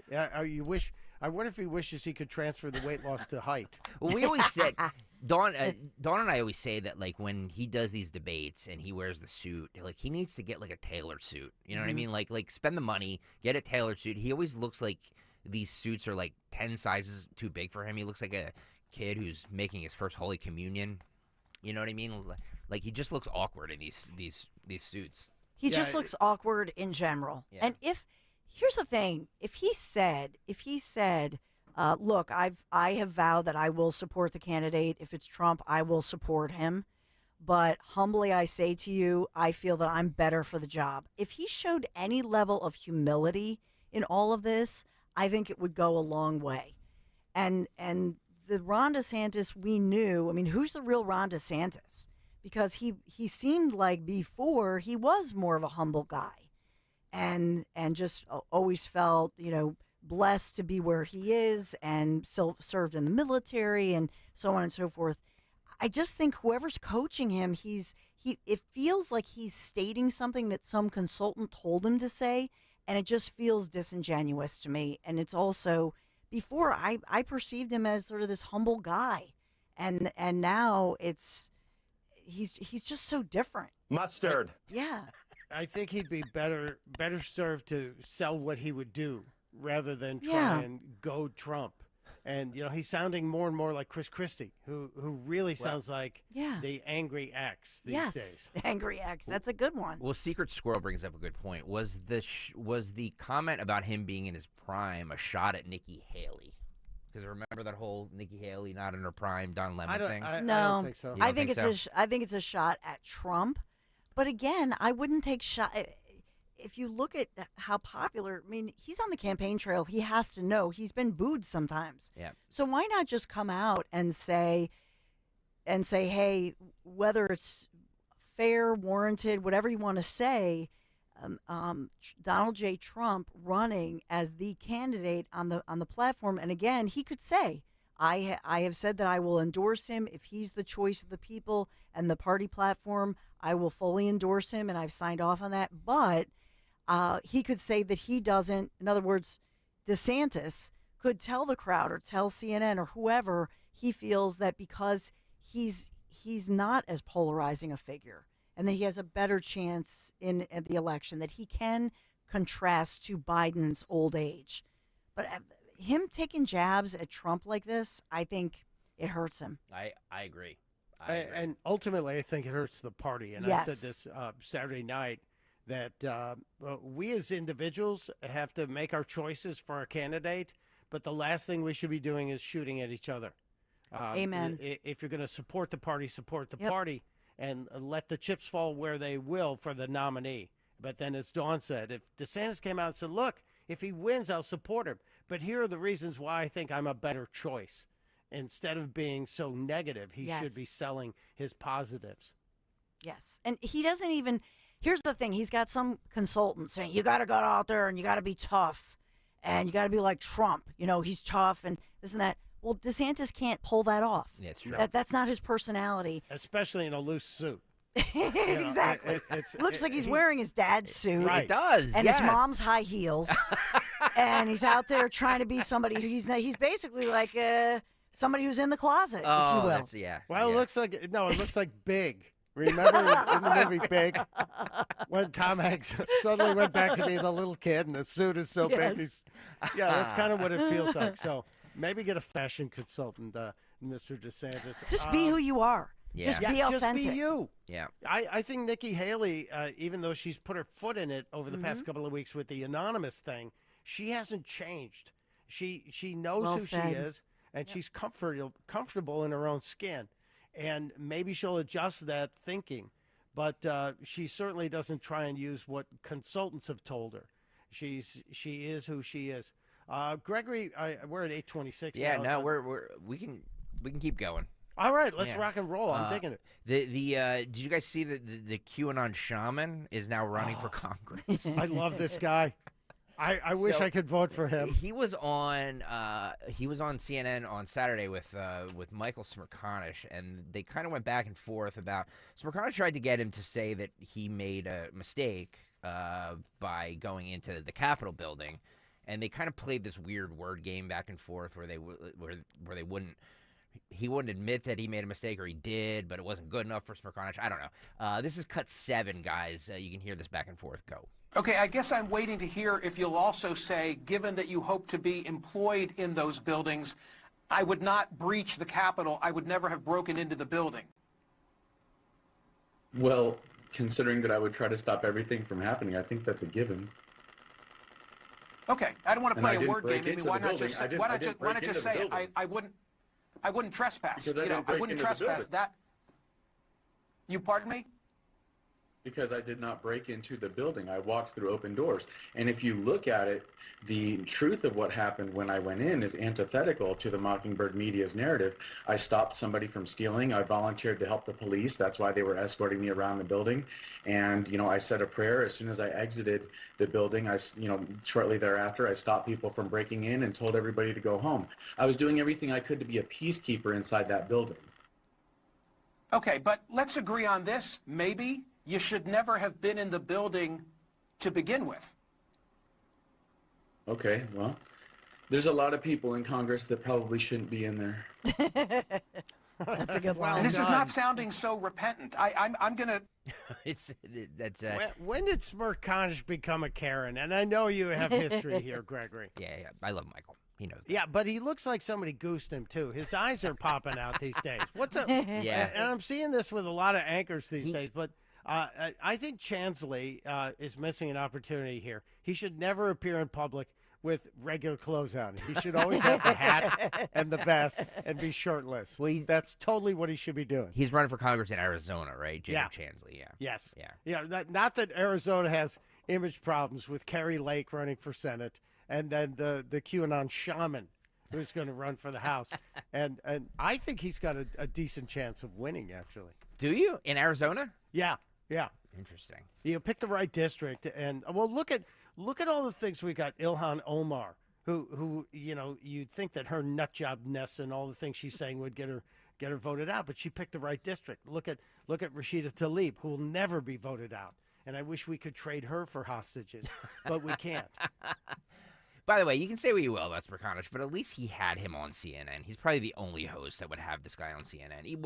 Whether they, disagreed or not, there's no other host that would have had him on CNN. I think he is, and that's why I think they shun him and shove him on the weekends. I think he's one of the bravest guys on that network, that he doesn't care. He'll bring somebody in and go, yeah, let's try. But for him to say, well, you don't sound like you're actually repenting here. You don't sound like you're sorry. That was a little Karenish for me. Yeah, well, I mean, he served jail time. So, obviously he's... I did my time, and I did the crime. And by the way, a judge agreed and let him free early, right? Yeah. Yes. So... Well, now, speaking of this guy, and he's referenced the January 6th thing, over the weekend... on Friday, the Speaker of the House released links to 44,000 hours of video. Now, if you watched 8 hours a day for 5 days a week, over the course of the year, you'd only get through 2,000 hours. So there's more than 20 years of video that's out there. And I kept seeing, and there are a whole bunch of people posting great videos of people fist-bumping cops. Mm-hmm. And even Mike Lee posted one of the videos where a cop was fist-bumping people, and they were thanking. He said, I've never seen this happen inside the Capitol. And, of course, then Liz Cheney had to post a bunch of the violent videos. Now, there were people who assaulted cops who should be in jail for a long time. But if you look at the propensity or the I guess the majority of the video that we've seen, it seems like it was pretty much a peaceful walk through the Capitol for most of these people. This is my favorite clip of the day, and then we'll get to Dawn's Big Three. But I want to get this in before we do that. This is a father. He's a Philadelphia lawyer who on last Thursday, told members of the Senate Special Committee on Aging about the moment he realized that he was being scammed by AI. And it was an AI thing that sounded like his son. And what they do is the reason this is powerful to me is because it happened to a family member of mine. It wasn't AI; it was people that claim to be somebody who knows their grandson, and he's in trouble and he needs this money wired. Like, this scam has been happening for a while, but now is that they have AI and they can make these calls that sound like your children, which is terrifying. This is Philadelphia attorney Gary Schildhorn, I think. This happened in 2020, but he just testified on Thursday. This is what he said to the Congressional Committee on Thursday. Cut 4, guys, go. I was the intended victim of a scam using my son's voice. And here's the story. I was on my way to work. My phone rang. It was my son. He was crying. He said, "Dad, I was in an accident. I hit another car being driven by a pregnant woman. My nose is broken. They arrested me. I'm in jail. They assigned a public defender to me. His name is Barry Goldstein. You need to call him. You have to get me out of here. Help me." I said, "Brett, I'll call him and I'll call you right back." He said, "You can't. They took my phone. Help me, Dad." I'm a father. I'm a lawyer. My son's in trouble. A pregnant woman was hurt. He's in jail. I'm in action mode. Before I could do anything, my phone rings again. It's Barry Goldstein. "I just met with your son. He's hurt. He has a broken nose, but he'll be okay. He hit a car being driven by a pregnant woman. She was taken to the hospital. They arrested your son because he failed the breathalyzer test at the accident scene." I said, "Wait, my son would never drink and drive." He said, "Brett told him that, but he had an energy drink that morning, and that may have caused the failed test." He said I should take some steps if I wanted to bail my son out. I said, of course I want to do that. He said, well, I'll give you the phone number for the courthouse, and here's your son's case number. You should call the courthouse and bail him out. I immediately called the courthouse. They answer correctly. Wow. I tell them why I'm calling. They said, what's your son's name? They asked for the case number. They said, yes, your son's here. Bail was set at $90,000. You need to post 10%, $9,000 to bail him out, but there's a problem. So what's the problem? The county bail bondsman was away on a family emergency, and he's not available. He said, but there is a solution. You can post what they called an attorney's bond. I said, I'm an attorney. He said, yes, but you haven't entered your appearance on behalf of your son. There's a Mr. Goldstein that did that. You should perhaps call him back and try to get him to post an attorney's bond. Hang up, I call Mr. Goldstein back. Mr. Goldstein, can you post the bond for my son? Yes. You need to wire me $9,000. Oh my God. He said, I'm a member of a credit union, so you need to take the cash to a certain kiosk, which will get the money to me. And I'm scheduled to leave for a conference in California. I'll be leaving to the airport in 2 hours, so you need to move quickly. I learned later that that kiosk was a Bitcoin kiosk that would convert the money to cryptocurrency. I hang up. All of these calls happened in 2 minutes. This is the first time I had a chance to think. I called my daughter-in-law and suggested that she call work and tell them that my son wasn't going to make it today because he was in an accident. A few minutes later, FaceTime call from my son. He's pointing to his nose. He goes, my nose is fine. I'm fine. You're being scammed. My God. I sat there in my car. I was physically affected by that. It was shock and anger and relief. There you go. I mean, there's like 8 minutes more of that, but that's the gist of the story. Now, this was 3 years ago it happened. Yes. Imagine how much better it's gotten, the technology to scam. Just going to say that. I was just going to say that. It's scary because this happened to relatives of mine, and it was actually people on the other end calling to say, so-and-so has been in a car accident. You need to he needs a lawyer right now. You need to get the money to blah, blah, blah. Yeah. And luckily they were savvy enough to know that it was happening. But now with AI, where it can sound exactly like your kid, that is frightening. Well, and these guys are so skilled, they know that the cash limit of withdrawal from a bank is $10,000. So $9,000 does not draw the federal filings that banks have to do. And then tying it to a Bitcoin ATM. This is a very practiced group. I didn't even think about that. Oh, yeah. Yeah. They've laid this out to not have a trail so they could disappear. Yeah. And all that money disappears. That's frightening. Dawn, do you have talks with your kids about this stuff? Yeah, I think kids are pretty they don't have $9,000 in a bank account, so nobody's targeting kids. But, not that they control. But I think that, you just, in any time that you get a phone call, and I had somebody call, actually, it showed up on my iPhone as Wells Fargo and my specific branch. So it was a person who called and was saying, like, you've been identity thefted, blah, blah, blah. And I'm listening to this person, and I'm like, what? And they said, we're going to send you a link. And it looks exactly like the Wells Fargo, and we want you to type in, like, your password to save. And I was like, and before I did it, I just hung up. Because they always say, we will never call you. Yeah. And so for anybody, I think what we all have to train ourselves to do is no matter what happens, like in his case, hang up and call, your son. Yeah. Hang up and call your bank. And don't take a phone number from anybody. Because he had a lawyer who sounded very credible. But right? his son was the first person that called him, though. But his son. It's sounding exactly like his son. Yeah. I am paranoid enough with my kids, and this is like, I shouldn't even admit this, but we have certain code words. Sure. Like, we have code words made up. If I ever call you or you ever call me, That's a great idea. you're going to ask this question. That is a great idea. And it's an inside thing that we would only know. My husband and I have this as well. To go, well, how? And it sounds like not such a crazy question. They have to answer that answer. Otherwise, it's not brilliant. them. So you and Larry have a safe word. Yes. That's Well, I don't know if it's a safe word, but well, you probably have that It's our too. But we code. don't need to know about that.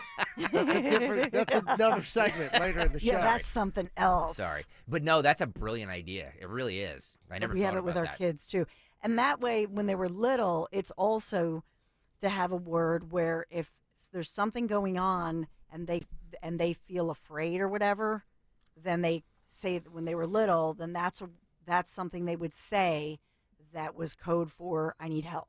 I'm in trouble. Afghanistan, banana stand. If I ever say that in a conversation, you know there's something wrong. Afghanistan, banana stand. I think everybody's code word should be mustard. Mustard. That's probably the DeSantis code word. Now, John, do you guys have a location that if everything goes to hell in a handbasket on one day that you guys meet somewhere other than home? We do. We have all that stuff. Good, good. Because I tried to have this discussion with my wife, and she goes, well, I just come home. I said, well, what if you can't go home? We have to have a place, where we've got, the survival stuff. No, and even when your kids are little, right? You do that you're with family, you're with a large group, and you say, hey, if we get, if we all get separated somehow, we're going to meet. Like, it's always at the Macy's, the old Wanamaker building. It's the Eagle, right? If you're lost, you meet at the big Eagle. So you always have that. If you go to Disney, then you say, oh, you're going to meet, at Epcot, whatever park you're in. Yep. So you always have to do that stuff. But this is just an extension of it. And so, we have all that stuff. Code words, meeting places. Very good. It's funny because when this happened to a family member of mine, this person was, older, late 70s, early 80s. And now they're doing it to like prominent lawyers. You know what I mean? Like they're not even trying to prey on the elderly anymore. They're doing it to everybody. Because with AI, you can literally make somebody sound, think about us. Think about you, Michael Pelko. Think about Dawn. Think about myself. We have hours and hours and hours of tapes everywhere on us. Like, our voices are everywhere. So to do like an AI scam on one of us would be super easy because our voices are everywhere. I saw an AI video of Greta Thunberg. Yeah. It sounded just like her. And not just sounded like her, it was the video of her, and she was telling people to stop using battery-powered adult toys. And because the batteries are ruining the environment, and that she wanted everybody to switch to solar-powered or carved wood devices. And it is the most perfect video. Oh my God. I'm sorry, Dawn. I know That's it's really a sin, funny. but it is very funny. I'll send you guys the links. Yeah, to I it. saw it floating around online, mostly because I saw people falling for it.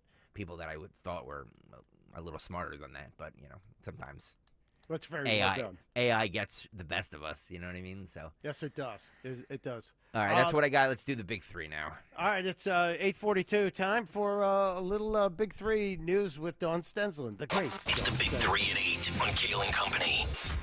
And good morning, Big Three at 8, sponsored by 842, sponsored by Joseph Anthony Retreat Spa and Salon. Number one, and this is making national news, a Pennsylvania restaurant owner has been arrested after he's accused of shooting a teenage boy who, who put his hand in the tip jar on the counter of the restaurant.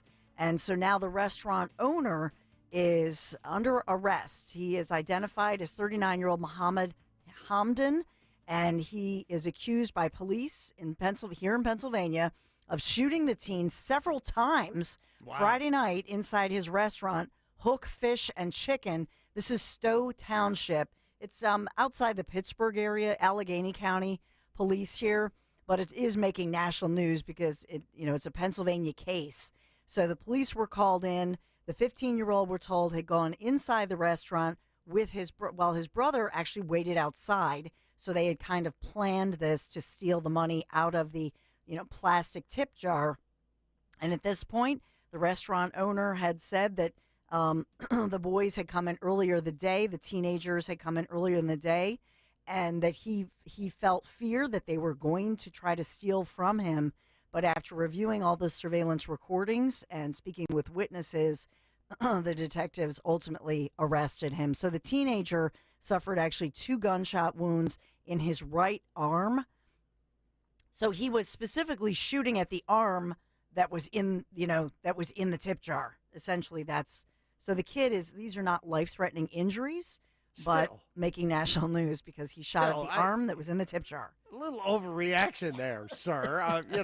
I understand the tip jar is important, but maybe the reaction was a little over the top. Maybe. You think anybody will ever try to steal that family's tip jar ever again? Can you imagine the kid? He's got holes in his arms now. And 10 years from now, what are those scars? I reached into a tip jar. Yeah. I gotta say, we have our grammar jar here that we started when Nick started on the mornings here, and there's like probably $30 in there or something like that, in ones and fives, and it's like nobody's taking anything out of it. I'm very proud of my staff for not stealing money it's from also the grammar been jar. very leniently enforced. Yeah. Well, yeah. It's like $3 in it.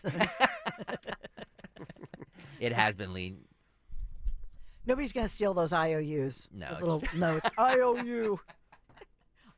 So number 2 in the big 3 here, and this is a confession from global superstar Shakira. Well, sort of a confession. So the Colombian singer, the beautiful Shakira, has reached a settlement with Spanish tax authorities. She was accused of tax evasion in this scandal dating back from, I guess she didn't pay her taxes from between 2012 and 2014. So she has had to pay the equivalent in American dollars of more than $24 million in back taxes and fees. So she came out, she said that she wanted to spare her kids and her family the sight of her on trial. So it's gone viral. She's wearing this fabulous sort of light pink suit. She's gorgeous. She's glamorous. But she then, after she settled the deal, went out and said, she's really innocent. But she said she's really innocent. She sort of blasted the Spanish authorities for even going after her. And she said, they really drain people's energy, their time, and their tranquility, she said, for years at a time. And so she just paid the fee, more than $24 million. So she must have a lot of money to be able to just bounce a $24 million fee and then go trash the government for it. On the heels of that, there was another story last week. Did you cover the Puff Daddy suit from his ex? Yep. They settled that in 24 hours. They settled that. Yep. Yeah, which is the whole thing is like, I said to my wife, I'm like, if they settled it so quickly, whose side do you believe? Puff Daddy for P. Diddy for wanting to settle it so quickly, or her for accepting it? His lawyer quickly saying, well, the settlement is not an admission of guilt. True, it's not. It's not. I would agree with that 100%, but still, 24 hours. Do you think it was just to make the story go away? Yes. Yeah, of course. Yeah. We could look at all the famous people who've done this. How much money did Bill O'Reilly pay people who That's a good point. Who said he was El Creepo? Mm-hmm. Yeah. Well, they dated this singer. I think her name was Cassie. Yes. They dated, quote unquote dated. She was 19. He was 37. So, and the stuff that she alleges is pretty horrendous. And for years, though. Anyway, sorry to derail you, Dawn. I was in the celebrity lawsuit corner. So the next, we talked about taxes, we talked about money. Let's talk about who's the cheapest. This is actually the Philadelphia Inquirer saying that they went grocery shopping across the city of Philadelphia, and they say here are the cheapest prices that we could find. But they also say, which I vehemently disagree with their findings, by the way, because I don't think they're real grocery shoppers, or they're, whatever. But they say steer clear of Acme and Whole Foods and Trader Joe's if you're looking for the lowest prices. So they go through, because by the way, we're at overall pre-pandemic to now, it's like 18% overall inflation that's higher. Mm-hmm. But in our area, we're paying 25% more for the key groceries. Wow. And so they have their grocery list of like 1 loaf of whole wheat bread, a dozen eggs, a gallon of milk, peanut butter, corn, ground beef. So they took some basic things, some basic items, and they basically bought those items from across the city. And they're doing comparisons. We had this discussion last week or the week Yes. before. Dawn swears by Acme, Mike. She thinks that it has the best prices around. Well, what I said, A lot of people disagreed, by the way. Yes, but what I said, if you remember, was they have number one as Aldi. I go to Aldi. I go all over. So I go to Aldi for some things like eggs, which they put in there. But if you are like today, if you go to Acme today, off your total bill, you'll get 5% off because it's a game day for Philadelphia Eagles. If you I guess you gotta wear Eagles stuff. You must wear your Eagles jersey. Yeah. Why is that such a problem? Well, I'm a Chicago Bears fan. It's much boo! I know. I can't bring myself to wear the Eagles for 5% off and buy Acme. Hey, I think Sorry. anybody else, especially Dallas fans, should have to pay 5% I more agree. everywhere in Philadelphia. By the way, Chicago Bears. The I know. Bears. It's we found a new way to lose yesterday, but I have an Acme that's less than a mile from me, and I have a Wegmans that's 9 miles from me, and I will go to the Wegmans before I will go to the Acme. because you just want to pay more. No, Wegmans actually has pretty decent prices, and On some things. On some things, you're right. You got to be a smart shopper. And the Whole Foods, I do not shop there. I know a lot of people don't pronounce the A. I do, but it's always been too snooty for me. I think Trader Joe's actually has some stuff that's cheaper, and they have some stuff. But you have to be. No store has everything for me. Right. But I do enjoy my Wegmans. I'm a big fan. Kevin Pools on the YouTube chat says Aldi is best for eggs and dairy, Dawn. Yes, that's what I said. Okay. And their house brand of like Yes. vegetables and stuff. Agreed. We should. Have you guys ever had the supermarket guru on? No. No. There's a guy who's making a fortune just talking about supermarkets, and he's got a huge podcast. His name's Phil. I got to get him. Phil. Supermarket. I just call him the guru, and he's the one who turned me on to Aldi years ago, saying that European company came to America. They don't sell like all of the other brands when it comes to canned goods. They sell their own, and it's a high quality and a good price. Hey, heads up, I-95 northbound, and this is Delaware County, Upland Borough, closed due to a wrong-way crash. Oh, God. I know. Apparently, it's a mess. So I just saw this alert, so I'll just give you a heads up. It's PA 320 exit 6 or off the Blue Route, basically exit 7, so just a heads up on that in Delco. Sue writes, Trader Joe's food is constantly being recalled. Yeah. What's up with that? Is it really? Yeah. I do notice that. I haven't been to a Trader Joe's in a while. I haven't shopped at a Trader Joe's in a long time. Now, there was an article in I think it was the Wall Street Journal about 4 or 5 weeks ago, that Trader Joe's is the freakiest place in terms of employees, that they have a hookup culture among their employees. Ooh. I know. Dawn Ring suddenly that bell. came. Yeah, they have to ring the that's bell? it. Well, Ring they're the ringing bell. each other's bells. And I'm dying to ask, because you got all. It looks like all these hippies in the Trader Joe's. They're all wearing their Hawaiian shirts, probably listening to the Jimmy Buffett channel. But there is a story, and it wasn't from a tabloid. It was from the Journal, saying that there's a hookup culture among the Trader Joe's employees. Wow. Good for them. Oh yeah. Get it where you. Sorry. Fresh today. Everything's marked out. Fresh Now, meat. Oh, baby. Trader Joe's does not have self-checkout. Acme does. I don't know if Aldi does. Whole Foods, I don't think does. They might. But Wegmans does. They're talking about, at least Walmart and Costco are talking about getting rid of self-checkout. I'm a self-checkout junkie. It would break my heart if I have to go back through the cashier line. What? No, I love the cashier line, especially when you have a lot of items. I hate going through self-checkout when I have like a full cart. It just takes too long, and Well, I'm not good you at shouldn't bagging. be allowed to. You know, I've got that's chastised. That's the way it used to be. You Yeah. used to only be able to go in there if you had like 15 items or less or whatever it is. Well, I'm tired of going through the checkout and the cashier, and I will buy a case of Red Bull because we don't drink coffee. We drink Red Bull for our caffeine. Wow. So you go through and they check out in the Red Bull, and the checker goes, "Oh, Red Bull. Ugh, that's terrible." I'm like, shut up. By the I way, don't wanna hear- right now, if you're watching on YouTube, youtube.com/@1210WPHT, the poll question is, do you like self-checkout? Yes or no? Yes. Let me see what 60 to 40 no right now. I love it. And I will tell you that the reason they're thinking about getting rid of it is people are cheating. People are throwing extra items in their bags and stealing stuff. Or they're putting in the wrong fruit codes to get cheaper fruit. Because, the Honeycrisp apples are $2.49 a pound. But if you put in the Red Delicious, it's like 89 cents a pound. By the way, Dawn and I agree on the fact that Honeycrisp apples The best. the greatest apple. That's the that only was- apple in our house. Yeah, it's the only apple.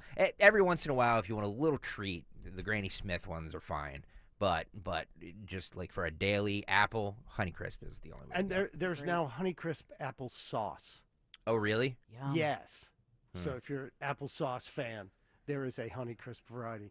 I see we're up against the clock here, though. Let me do my Joseph Anthony Retreat Spa and Salon sponsoring our big three.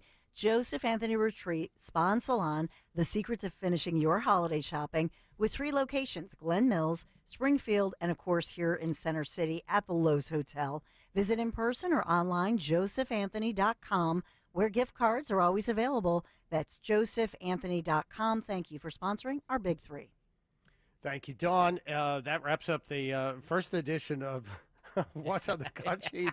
And pretty much this hour, we've got another hour to go, including, of course, your Monday morning mystery movie and another edition of What's on the Cut Sheet. Mike Opelka in for Nick Kayal on Kayal & Company on Talk Radio 1210 WPHT. You've heard me talk about Chapman Windows, Doors, and Siding. I think the world of the Chapman family team. Mike and Mark Chapman started their local business, Chester County, many decades, nearly 3 decades ago. You know by now, if I needed windows, doors, or siding, I would only trust the Chapman team, and I only do trust the Chapmans.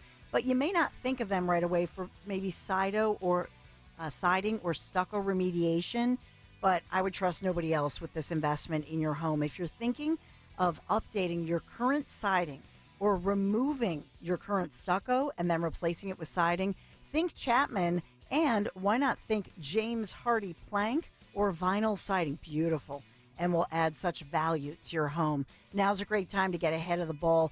Plan your siding project for 2024. The certified Chapman installers are the professionals you want on the job. So if you or somebody you know are looking for windows, doors, siding, shutters, hardware, stucco remediation, you want to give them a call. You can text them. They're listening right now. 610-431-8898, 610-431-8898. You can always take a virtual tour, especially if you want to see that James Hardy plank or vinyl siding, for example. Get some front door new ideas. Just go to ChapmanWindowsDoors.com. Take that virtual tour, ChapmanWindowsDoors.com. Tell them Dawn sent you.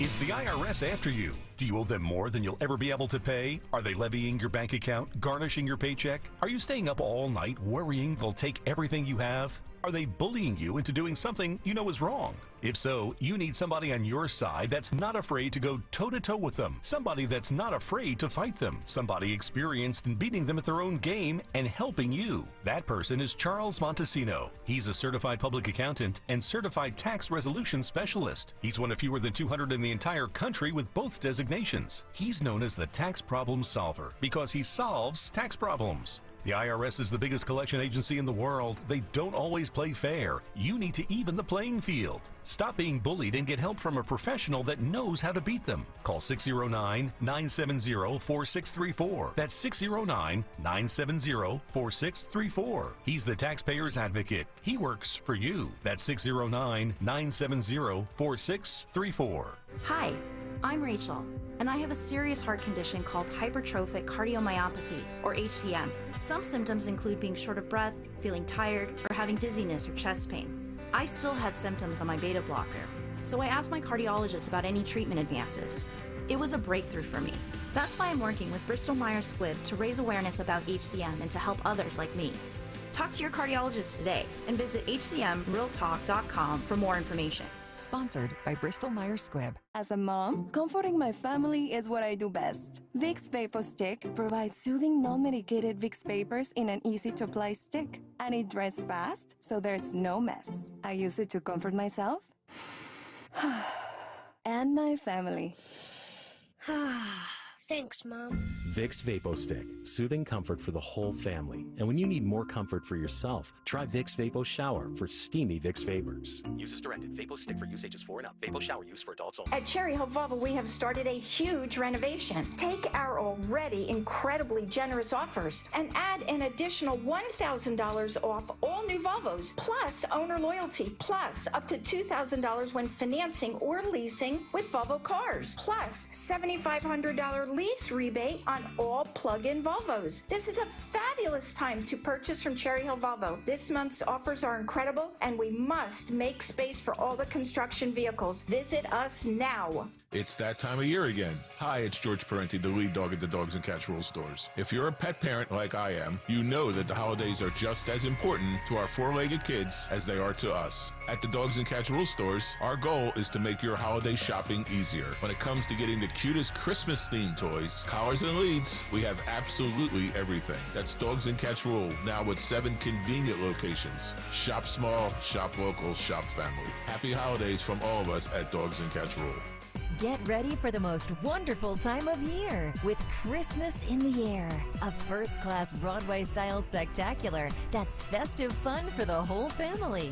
This snow globe come to life dazzles with a cast of high-kicking Rockette-style dancers performing alongside magical holiday characters. November 24th through December 24th at Borgata Hotel, Casino and Spa. Tickets on sale now at theborgata.com. Be sure to follow Talk Radio 1210 WPHT on the free Odyssey app. Download it now.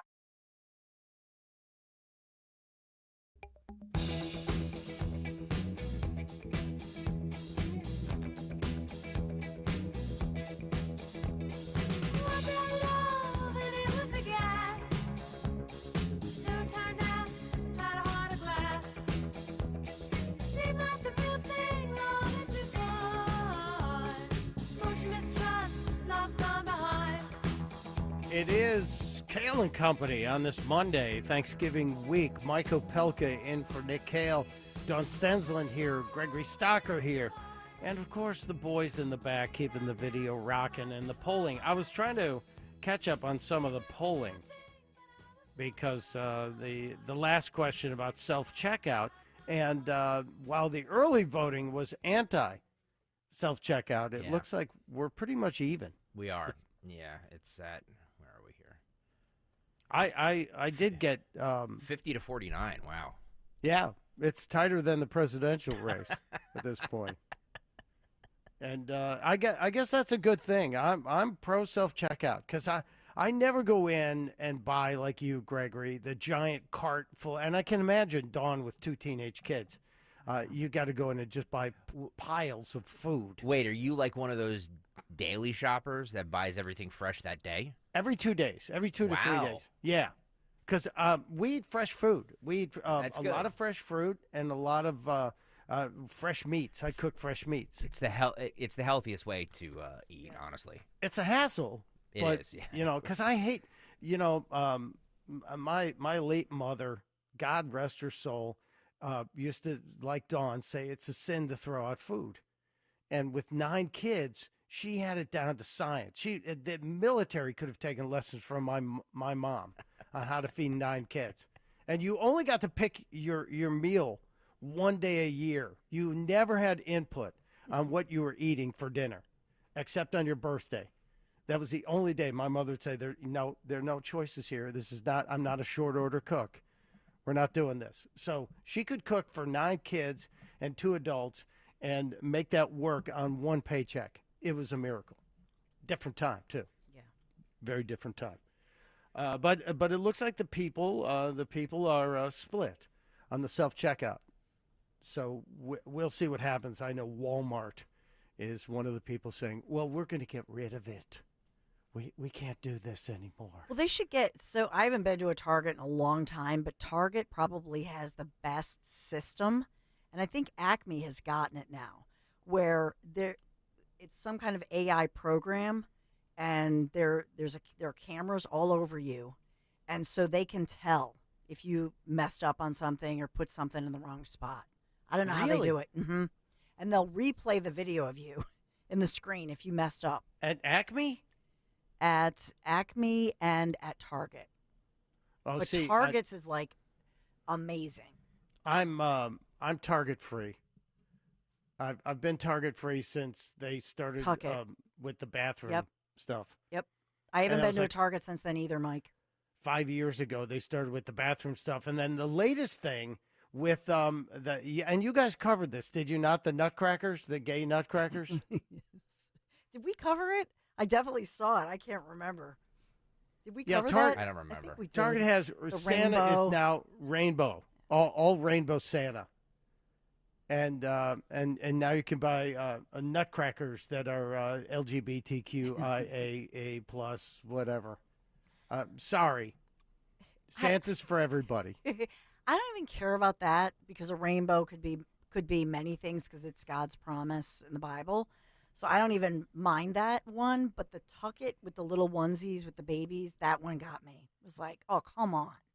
That was Well, ridiculous. they're back, and they've hired a supercharged LGBTQ media marketing person to cover this. So Target, if you're working on winning people like me back, you get a big fail on that one. It's not coming back. We are never ever getting back together, as Taylor Swift would tell us. And she's not going to be at the game tonight, the Eagles game tonight, which starts at what time? What ridiculous time does this game start tonight? 8:30. What time's the game tonight? I think it's 8:30. I don't know. I think it's 8:30. Maybe it's earlier than that. It messes with my 8:15. 8:15. Yeah. My Monday night television viewing of Gordon Ramsay. Yeah, they do all the pomp and circumstance, and the intros and the all that other stuff. So first kickoff will probably be in like 8:20, 8:25. So Have we started running national anthem again in football broadcasts? Because I know college does it. We seem to run the national anthem for college football. But is pro football playing the national anthem again? I believe they are. I thought so. Yeah. Because it always felt like that suddenly became a thing that happened before the broadcast. Yeah, Anthony just said they do. They do? Yeah. Okay, well, good. I feel better about that. Because it just felt like, that was a sign we're getting back to normal. Maybe a little bit back to normal. Maybe not. A couple other thoughts I had, and these are things that are outside of the cut sheet. Where was this here?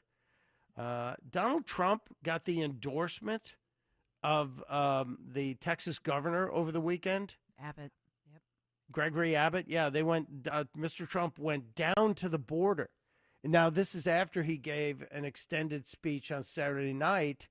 Early evening. He was in Fort Dodge, Iowa. And they were all in Iowa this past week, all the Republican candidates sucking up because the caucus is like 51 days away, I think, today. But Donald Trump then went down to the border and fed border agents with the Texas governor and picked up what is probably an obvious endorsement, but I think it's a good endorsement for Mr. Trump. But he also, before he went there, he was on stage in Fort Dodge, Iowa, delivering some epic remarks about Joseph Robinette Biden. Once I got indicted the first time, though, I said, now the gloves are off, because out of respect for the office of the presidency, very important, I never hit him this hard. But now I say it. He's the most incompetent president we've ever had. He's the worst president we've ever had. He's a total crook. A total crook. So I would never say those.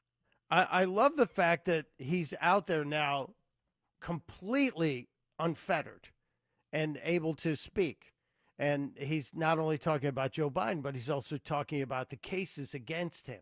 As the gag order on Donald Trump is temporarily suspended, they're going to review it this week. And I don't know how you actually are allowed to gag someone while the district attorney and the prosecutors and the judge in the case in New York in the fraud trial are allowed to continue saying whatever the heck they want. So I'm hoping that Mr. Trump's stay on the judge's stay on the gag order against Mr. Trump will be upheld. But I don't. We're supposed to hear about that before Thanksgiving, I believe. Yes. So that would be a damn good thing for Donald John Trump. And now it feels like he's had some legal victories over the past couple of weeks. You have this gag order being paused. You also have what appears to be a calendar victory for Trump as he's getting ready to face more trials around the country. But the problem, I think, is still with the documents case in Mar-a-Lago. Because if Joe Biden faces nothing, but Donald Trump faces 40 felonies, that to me seems to be the biggest risk he has right now. And some people are seeing D.C. Dawn, I don't know if you've kept up on all of these, but the fraud trial, I think he's already been convicted. They're going to come up with a price of what the judge thinks he has to pay for the fraud, and then that gets appealed. But Mar-a-Lago and D.C., I think, are lingering problems. Yeah, and I think, and it gets confusing with all of these. So in the Letitia James, that one with Judge Engoron, as I call him, Judge Engoron, that one I think will go far with the appeals process, but I think ultimately that whole mess will be overturned because the judge is so far out there, and he's clearly so biased even before that trial, so-called, began. And then in the Georgia, so there are all these different motions they have in the Judge Chutkin, that case. And so there's a lot of news swirling about all of these cases. But I think you're right as far as the Georgia case. I think that's the stickiest one. Well, that's the one that they're now saying that the trial date may be a problem, that it might not happen before the election, which is just astounding to me. Well, first of all, you've got all these cases coming up against him. One of them is scheduled to start just before the real push for primaries and 2 days before Super Tuesday. But the Georgia case with Fani Willis, that is now at risk for not happening until after the election. And therein lies a big problem for all the people who are trying to prevent Donald Trump, because he's reelected and then you're going to put him on trial. I don't know how that goes forward with putting a president on trial after he's been reelected. It just seems like it's you're wishing, and it's not going to happen for you. I'm just seeing one. A federal appeals court is hearing arguments this morning on whether to reinstate the gag order, because as you said, they pulled it. It has gone back and forth. So now the prosecutors want to reinstate this gag order against Donald Trump in the federal case charging him with allegedly trying to overturn election results. So this is special counsel Jack Smith's team, and they're urging a 3-judge panel to do this. Well, I can't wait to hear this come out, and I'm sure Donald Trump will be one of the people who will be speechifying about that. You know who we haven't heard from in several days? Who? And I believe you guys covered this last week. Robert Kennedy Jr. Have we heard from him since the barefoot plain bathroom thing? Since the what?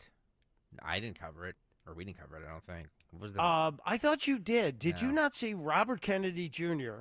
was traveling to campaign appearances, and he doesn't fly private, he flies commercial, first class, smaller plane, and there's video of him coming out of the plane bathroom barefoot. Oh. Sockless. Ah. In case you missed it, this was a little bit of the media report.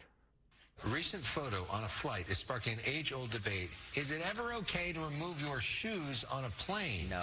Passengers snapped this photo of presidential hopeful Robert Kennedy Jr. with no shoes and, key point here, no socks. Oh.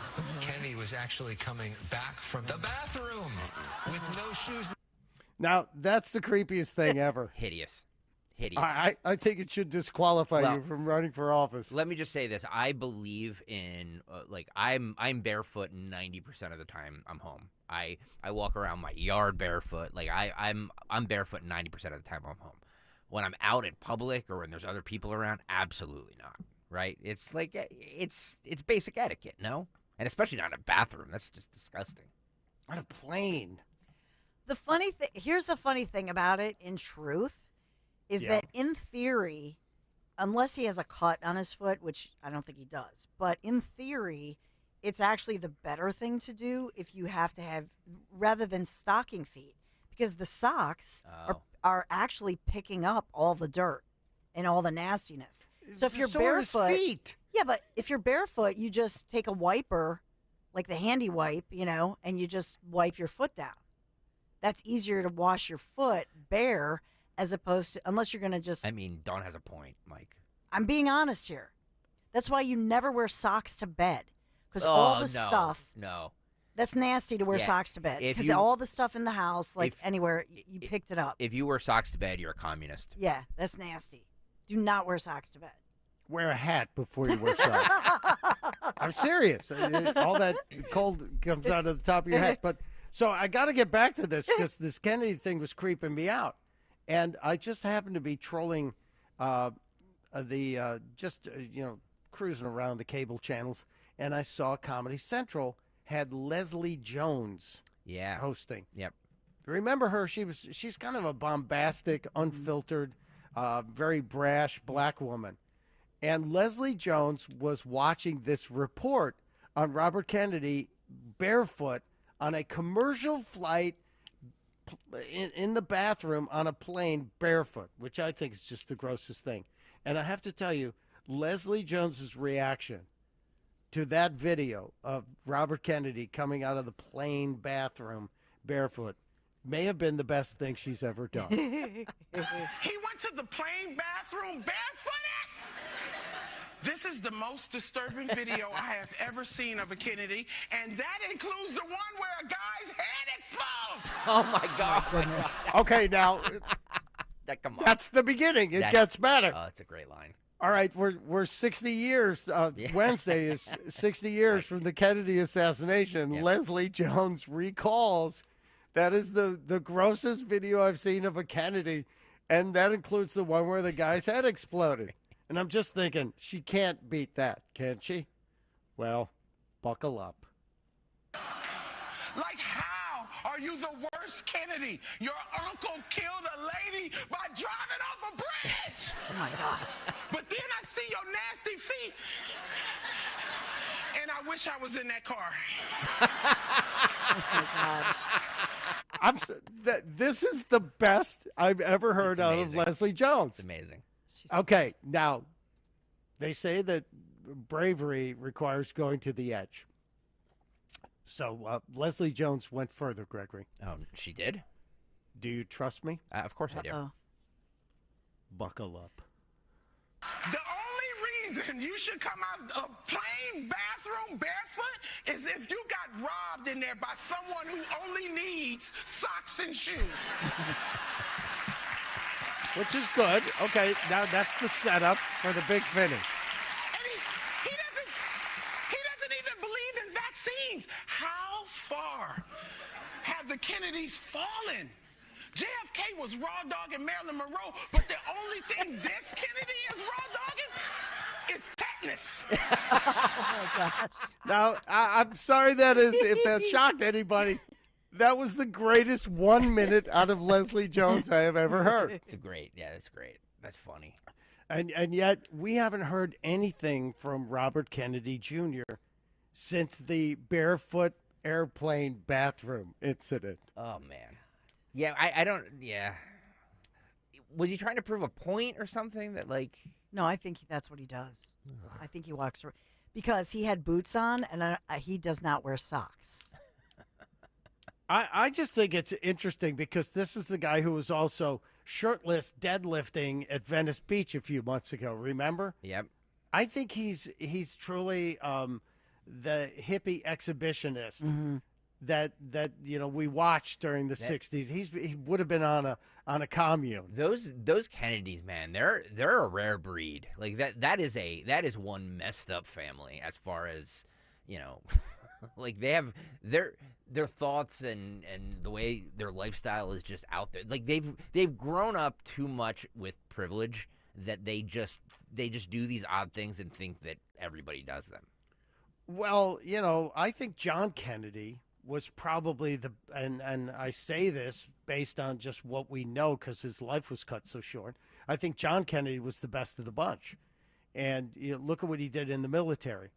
Look at how he served his country. And then look at what he did to bring America to greatness in the time of the Cold War and putting us I will put a man on the moon and bring him home in this decade. And he did in this decade. And we're still, to this day, we're the only nation that's put a man on the moon, a human on the moon, and brought them back home. And the rest of the world is still trying to do it decades later. And Kennedy also believed that you were a better steward of your money and that you could probably decide how to spend your money better than the government. If he were a candidate today, I don't think the Democrats would allow him to run. Oh, yes, I 100% agree with that. I 100% agree with yeah, that. he did have a little problem with the ladies, though. Slight, you think? Yeah. Marilyn, Mimi Beardsley, the famous White House intern. Mimi. Time for the pool, Mimi. That's Okay. why there's no pool in the White House. They drained it. What's that, though? No, I say TMZ has a reaction from him talking and a reaction from JFK Jr. Oh, So really? I guess he's promising. From RFK. I mean, excuse me. Yeah, that would be I was going to say, if interesting. they got a reaction from Yeah. JFK Jr. Did like a seance. Do we have it? I can pull it up. So, Okay. But basically, this is like a heated debate. It's gone viral of him walking barefoot, not just outside the bathroom, but he looks like he was barefoot even before he got on the plane. They got a picture of him. So he was walking around barefoot. It is healthier. Let me just say this: it is healthier to walk around barefoot, not in public like this. Well, there's a thing called grounding. Yes. Where you're supposed to connect to the earth. Yep. And whether it's your hands or your feet, Yep. touching the earth for 30 minutes a day is supposed to be very good for you. Our friend Tracy Beans from Uncovered DC actually talks about this. And she's no dummy. So maybe there is something to it. Maybe we should investigate. Yeah. We'll grab this and have it for the next break. All right, we'll do that. And I see it's 9:21, so Yeah. I believe it is time for the 9:20 morning mystery movie. And now, the morning mystery movie clip on Kayal and Company. Talk Radio 1210 WPHT. Today's morning mystery movie clip has a fifth. Oh.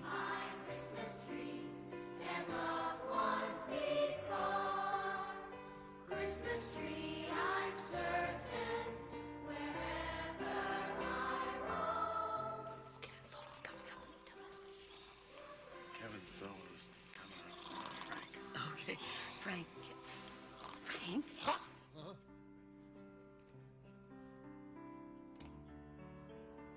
Christmas time means laughter to huggins in the snow.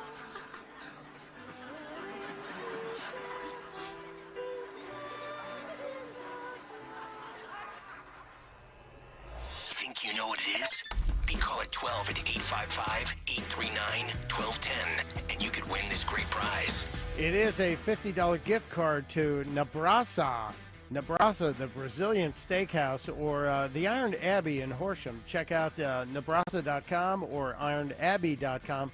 I have no idea what that movie is. I thought you meant this restaurant. You have no idea what that movie is, really? No. It's not a very famous scene from the movie, but I think that's we why could they have did played that. the entire film. I almost did. But no, it's any Brazilian steakhouse is good for me. So I'm showing this is a great one. Yeah, this is a great prize. Great prize. We should break. We should break. Yes. So I hope you know what that was. 9:23. Michael Pelkin for Nick Kayal. Kayal and Company on Talk Radio 1210 WPHT. Prescriptions require an online consultation with a healthcare provider who will determine if appropriate. Restrictions apply. See website for details and important safety information. Subscription required. Price varies based on product and subscription plan.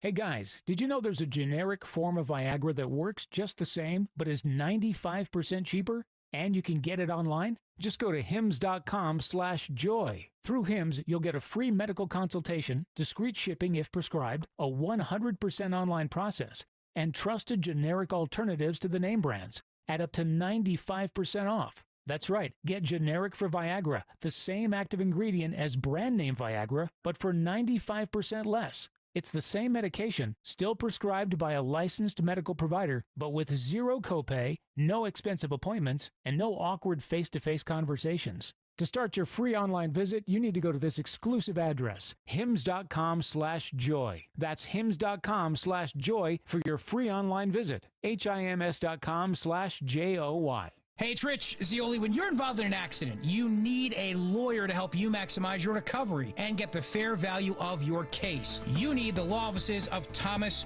G. Skopanich. My buddy Tom has been serving the greater Delaware Valley for over 25 years, and he's helped many clients. With offices located in Lansdale, Montgomery County, let Tom help you maximize your recovery and get the fair value for your case. Contact Tom at scopelawyer.com or 215-624-2211. Major phone carriers make you sign contracts with rigid data plans to trap you into a kind of forced phonogamy. Sounds pretty insecure if you ask me. At Consumer Cellular, we believe in a more consensual and healthy form of phonogamy, free of contracts and more flexible to your data needs. This way, you stick around not because we force you to with contracts and fees, but because you love our phone plans. Like ardently love our phone plans. Phonogamously. Consumer Cellular. When Freedom calls, we're here to answer. Call us at 1-888-FREEDOM. Ashley Banfield and Chris Cuomo on America's fastest-growing cable news network, News Nation. The viewer seems to have been lost in the shuffle of cable news lately. They don't want a team sport. They want the full picture. The appetite is greater than it has ever been for perspective, for understanding, and for information that they can not just trust, but use. See why more people are turning to News Nation, news for all America. To find News Nation on your screen, go to joinnn.com. The Black Friday sales event is cruising into Delaware County, and Vidian Chrysler Dodge Jeep Ram has what you're looking for. Steve Vidian and his family have been selling and servicing the Jeeps, trucks, and cars of suburban Philadelphia for nearly 70 years. Unbelievable selection? Vidian's got it. Fabulous pricing? Vidian's got it. Elite customer service? You know it. Welcome the holidays with style and drive home in a new 2024 Wrangler Sport 4 XE. There's one on the lot just for you. Shop Vidian.com 24/7 today. 36 month lease, 10,000 miles per year, $55.49 down, $329 plus tax, tags, and acquisition fees. I'm Mark Luca, president of Aqua Pennsylvania, here to help you avoid costly clogs. Remember to toss all wipes in the trash, not in the toilet. This includes those marked flushable, as well as tissues, napkins, or paper towels. Flushing anything other than toilet paper can cause backups in your household plumbing and larger blockages in our system. Save the pipes, don't flush the wipes. Aqua, an essential utilities company providing clean, safe, reliable water when you need it. Learn more at aquawater.com. That's aquawater.com. The holiday season is right around the corner. Give the gift that's hard to wrap but easy to give. Give them a Steel. Visit your local Steel dealer or go to steelusa.com/gift guide. WPHT, WPHT HD, WOGL HD3 Philadelphia. From the Cherry Hill Volvo Studios, where relationships matter. Always live on the free Odyssey app. Hey, it's Rich Zioli. When it comes to all your home improvement needs, trust is everything. And that's why for years, I've been talking about the amazing work my friends Stephanie and Matt and the entire team at Emmons has done for me and my home. My roof, doors, windows, siding, and yes, remodeling projects. Emmons can bring that same quality of work to all of your kitchen and bathroom remodeling needs. Roofing, siding, windows, doors, and now baths and kitchens. Emmons is the Delaware Valley's one-stop shop for all of your home improvement needs. Call 856-556-3229 and get a free estimate or go online to emmonsroofing.com, or even better, come visit the Emmons Design Showroom in Cherry Hill. emmonsroofing.com. It's about trust, it's about quality, it's about great work, and that's why me and my family have used them for basically every project we've done to improve our home. emmonsroofing.com. The government is spying on you. No surprise, I know. But did you know the banks are helping them? And did you know that withdrawing your cash from the bank can be very risky? That's right. Let Swiss America educate you about this. Banks are now required to spy on us for the government, and they report any behavior they think is suspicious. You'll be shocked when you read The Secret War on Cash from Swiss America. This new war against cash is really a war against the Constitution, against all freedom-loving Americans. You must read The Secret War on Cash. Get your free copy by calling or texting 800-258-9968. 800-258-9968. This war on cash is growing daily, and it also includes all forms of digital money. So please get and read The Secret War on Cash free by calling or texting right now at 800-258-9968. 800-258-9968. Message and data rates may apply. You can admit it. You're obsessed with the news. But you don't want to be that person watching TV waiting for the next news story to break. So use your ears instead with the free Odyssey app. With this station available on the free Odyssey app, you can get your local news and discover news stations from around the country. And with hundreds of podcasts also available, you can go deep into the topics you care about. Download the free Odyssey app wherever you get your apps to get the news you crave. Your news fix, your Odyssey. Drive in with Kayal and Company mornings 6 till 10. Drive home with Rich Zioli afternoons 3 till 7. Live and local on Talk Radio 1210, WPHT, and the free Odyssey app.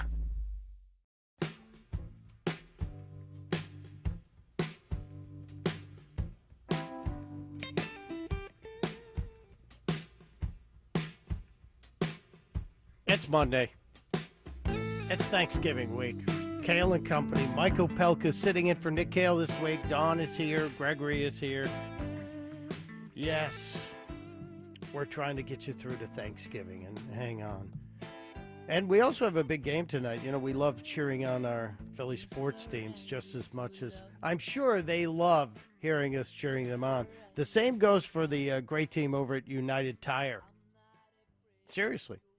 The owners, they make customer satisfaction their priority, working with you to get you back on the road faster.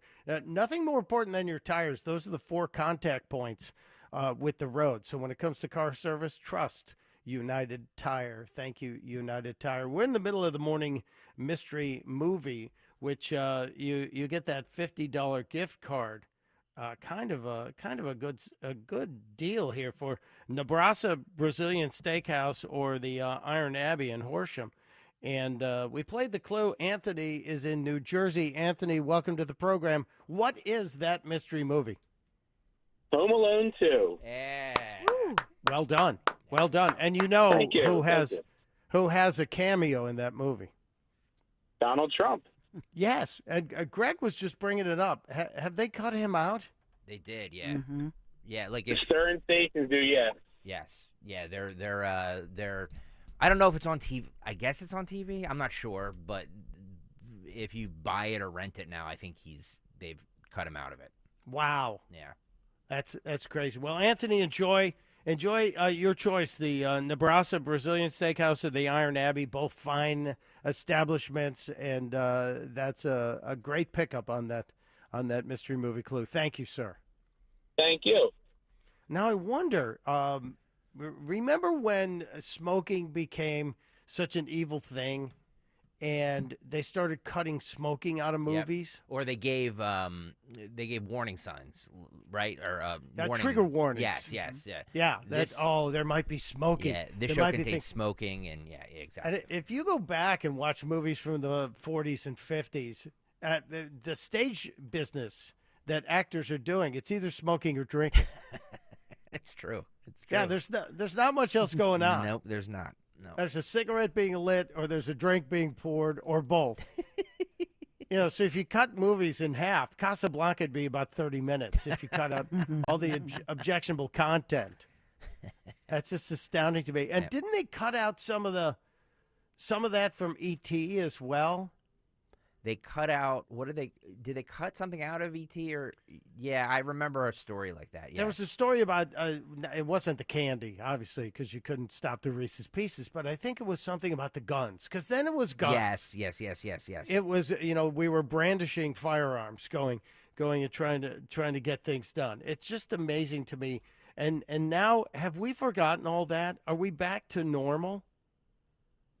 Are we back to, I guess, is there a normal left, Dawn, anymore? I don't think so. I don't think we'll ever go back. That's what stinks about the pandemic. Now, what if somebody created a channel that was just called Normal, and we went back to all the shows, because there are a lot of TV shows people are always saying, what movies couldn't we make today? And there are a lot of movies you couldn't make today because of political correctness. I think it's important to watch those, though. Like, what's the one, Airplane? I mean, some of those, from the 70s or whatever, because Larry and I, obviously, we're a media family, but I think it's important to watch those and to look back at the way we were. And because if you lived through that, you won't remember all the references, which are, really over the top. And some of them just aren't funny anymore, or you look at it through a different lens, obviously. But I think it's important not to cut things out. Keep it in. Let people see everything the way we were. Also, the commercials. I could do just a college class on just all the commercials. Like, I did one media class where I taught it, and I did all these old, 1950s, whatever, 60s commercials. Be a good little Maxwell coffee housewife. And they're literally patting the woman on the head. You know what I mean? I think it's fascinating. The airlines, used to have commercials that, what was it? We're American Airlines. We really move our tail for you, and they showed a flight attendant's backside. Yeah, and you couldn't have that commercial anymore. They meant airplane tail. I don't mean to take us off track. We have to do Dawn's top 3 at 9 here. Big 3. It's the big 3 at 9 on Kayal It's also the top in my book. Big 3, top 3, whatever you want to call it. 3 at 9, and we are sponsored. What the heck is my sponsor? Is this Consumer Cellular? Yes, is this sir. one? Yes, ma'am. Consumer Cellular. Call me sir. Call me ma'am. But just don't call me. Bleep. Number 1 in the big 3, a Pennsylvania school. We're off the hooks. A Pennsylvania school district making national headlines this morning after they have reached a settlement agreement. They got to pay. This is the Lehigh Valley in Pennsylvania. Why? Well, they got to pay out because the Satanic Temple deserves its day in local schools. So this is the after-school Satan Club with the motto, educating with Satan. That's their motto. Shut up. That is not the motto. I'm sorry I said shut up. My hand to God. Educating oh with my Satan. God. Mm-hmm. We're educating with Satan here at the after-school Satan Club. Dear God. So they drew protests and even a threat back in February that had prompted the closure of the entire district schools for a day. And then they actually arrested a person from another state because people were losing their minds over this thing. But at this point, the ACLU got involved. The lawyers got involved. The lawsuit, has gone through the courts. And ultimately, the American Civil Liberties Union, ACLU, has announced that the Saucon Valley School District has now agreed to pay $200,000 in attorney's fees and will provide the Satanic Temple and their Educating with Satan after-school club and its sponsors the same access to school facilities as it provided to other after-school club organizations. True story. So if the Pennsauken Valley, is that what you said? Yes. If the Pennsauken Valley School District wanted to upgrade some equipment this year but can't because you had to pay Satan's lawyers $200,000. That's right. And that's what they should put, Satan's lawyers. That's it. I would call them Satan's like, hey, everybody, you see commercials. Do you represent an evil entity? we'd like to represent you. We're Satan's attorneys. Dear God, this is really frightening. So what this will do ultimately is prevent all clubs from meeting, right? Because in order to prevent this from happening, you have to deny everyone access. Yes. So that is where, as far as the school goes, that's probably up next on their agenda. So how do they vet these clubs? Do they just decide that they're not going to have after-school clubs? How are they going to deal with this? You're exactly right, because they don't want to get sued anymore. And so, unfortunately, the way I see it going is that they're going to probably do exactly what you're saying. It's a shame. I know. We used to have after-school gun club when I was in high school. Yeah, I Which is wish I awesome. were kidding. We had an archery and gun club. Not anymore. What's funny about that is that the Satan Club is going to go on, but the gun club couldn't. You know what I mean? Because lawyers That's right. and all that other guns stuff. are dangerous. I mean, yeah. The Satan. The Satan thing is I mean, they're just trying to do this to ruffle feathers. It's like, no, they're clubs, but there's what, 3 members? I mean, come on. Like, it's not a real thing. Well, look it up. No, I know it's a real thing, but like, is there this clamoring for people to join the satanic club? I mean, come on. I don't know. I think it'll be fascinating to see if they are, because they did in some states come out and they were criticized for becoming political and being pro abortion rights, and so there were some school districts that had to deal with that whole situation. But that could be a great advertisement, though, if they're going to become political, and then you could have fun with that if you're a Republican and run it in their commercial. He's so and so. He's a Democrat. He's endorsed by Satan. You might have fun with that one. Oh, there'd be great ads. I would absolutely see who's in. I would get their endorsement list immediately and make that public. We have, by the way, in Philadelphia, we have a person who was walking near a bank, and the pedestrian and as these cars collided in Philadelphia, they struck a pedestrian. This happened this morning, 15th and Spring Garden Streets, in the Spring Garden section of Philadelphia, the city of Philadelphia. This whole thing is under investigation, but it's the Citizens Bank, if you know that corner right there. So it's quite a crash. So these 2 cars collide. There's a SEPTA bus that looks like it's there, and then they struck a pedestrian, some poor person who was walking across. But the one car was spinning and slammed right through the plate glass window of the Citizens Bank there, 15th and Spring Garden. Like, what the heck? So apparently, I don't know what this involved. If there was a speeding car evading something, was it a stolen vehicle? What happened here? But there were multiple injuries, and it looks like one of the drivers had run a red light. So I don't know what's up with that one. It's just, and I don't have the injury report of anybody, especially the pedestrian who was struck. There's blood all over the roadway. This looks very bad in Philadelphia. What other story did I want to update for you? Oh, and number 3 is everybody is still talking about the Kelsey brothers, whether or not Taylor Swift would attend tonight's meeting of the parents. But the answer is no. She had a change with her concerts because somebody actually died of heat exhaustion at her concert before the concert the other day. They had like 140 degree with the heat index. And so she had to cancel one concert, and now she's back tonight performing. So she's not going to be there for the parents. And free meeting. water. They've announced there'll be free water at Brazilian concerts going forward. Thank you. Yeah, very good. But no, it's terrible. Somebody died at the concert, but it's a huge event. If you've seen these stadiums, and people have been camping outside of that stadium for months now, waiting for this event, camping. Craziness. Yeah, it is ridiculous, though, as far as people should either get a cup or be able to bring in a cup and then just have a spigot and let people drink the water. At a lot of sporting events now, they do have the water distribution sites should. where if you've got your bottle or a cup, you can just go get water for free, and that's smart. I'm happy to see that starting to happen. All right, Dawn, do we have a sponsor? And we do. Consumer Cellular is our sponsor, which offers unlimited talk and text on every plan, starting at just $20 per month. Stay connected in rain, sleet, and snow with their premium nationwide 5G coverage. No contract, free activation. Visit consumercellular.com to switch today. That's our big 3. Thank you, Dawn. Is that the one with Ted Danson? What?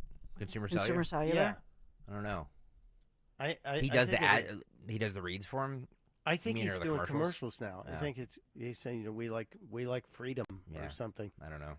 Very interesting. Yeah. But yes. thank you, Consumer Cellular. It is, Ted. It is 43 minutes after the hour. Time for the part deux of the What's on the cut sheet? Part 2. What's on the cut sheet? Part 2, sponsored by Best Work Industries for the Blind. Best Work Industries for the Blind is changing lives. A nonprofit organization located in Cherry Hill. Best Work Industries for the Blind provides training and employment for people who are blind or visually impaired. For employment opportunities or to donate, go to bestworkindustries.org, bestworkindustries.org. Let's just play. I think we just have time to get to one clip here, but did you guys see, Mike, asking you saw the video a couple weeks ago of, I think it was last weekend actually, of Donald Trump, Tucker Carlson, Kid Rock. Yes. At the UFC fight. In Madison Square Garden. And yes. Bill Burr's wife was seen giving him the double bird, right? You saw that clip too? Yes. He was sitting next to her.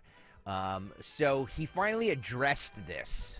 He was on the Rich Eisen show, and Eisen asked him about it, and this is what he said. Guys, cut 11. How's your wife's hands doing these days? Oh, they're fantastic. I love my wife. You know where you stand with her. Okay? The guy walked in the arena. Everybody cheered. She gave him the finger. Nobody got arrested. That's why this country's great.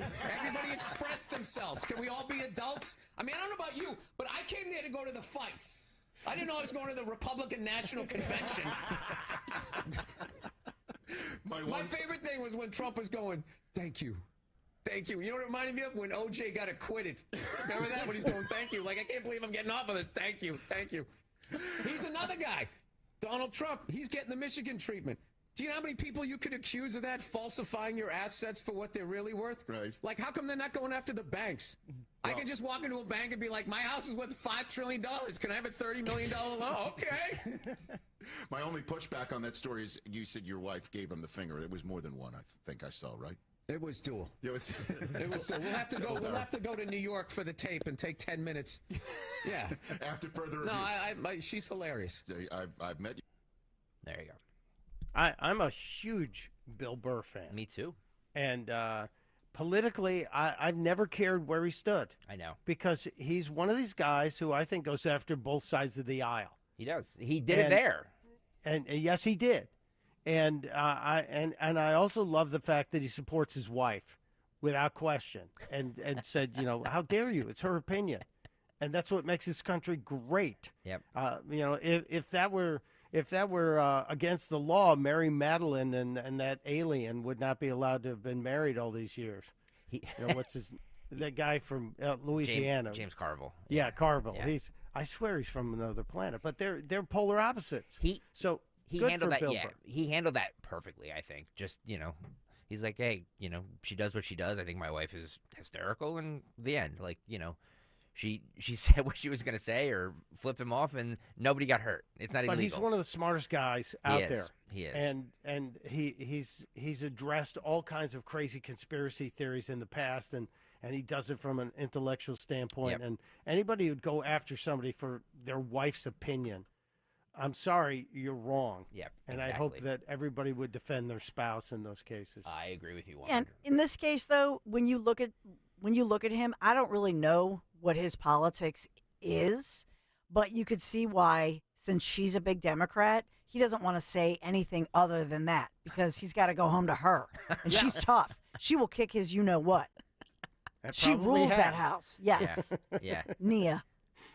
Yeah, so good for Bill. Good for Bill Burr. The flip side of that, and maybe we'll have it tomorrow as a bonus, Joe Rogan responded to that walk-in.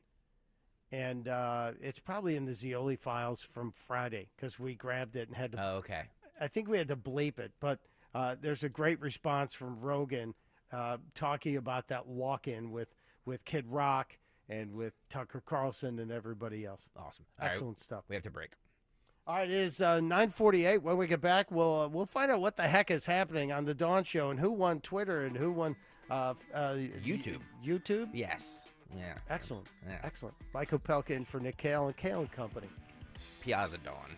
And let's talk about Piazza. You know that I had a great experience, as did my son Michael, when we've talked about this in the past. We recently got my son Michael that sporty new Honda Civic from my friends at Piazza Honda. Everybody there was so accommodating, made our experience seamless and so streamlined, really respected our time. Most importantly, Piazza Honda found Michael the exact Civic model, the very color, everything he wanted.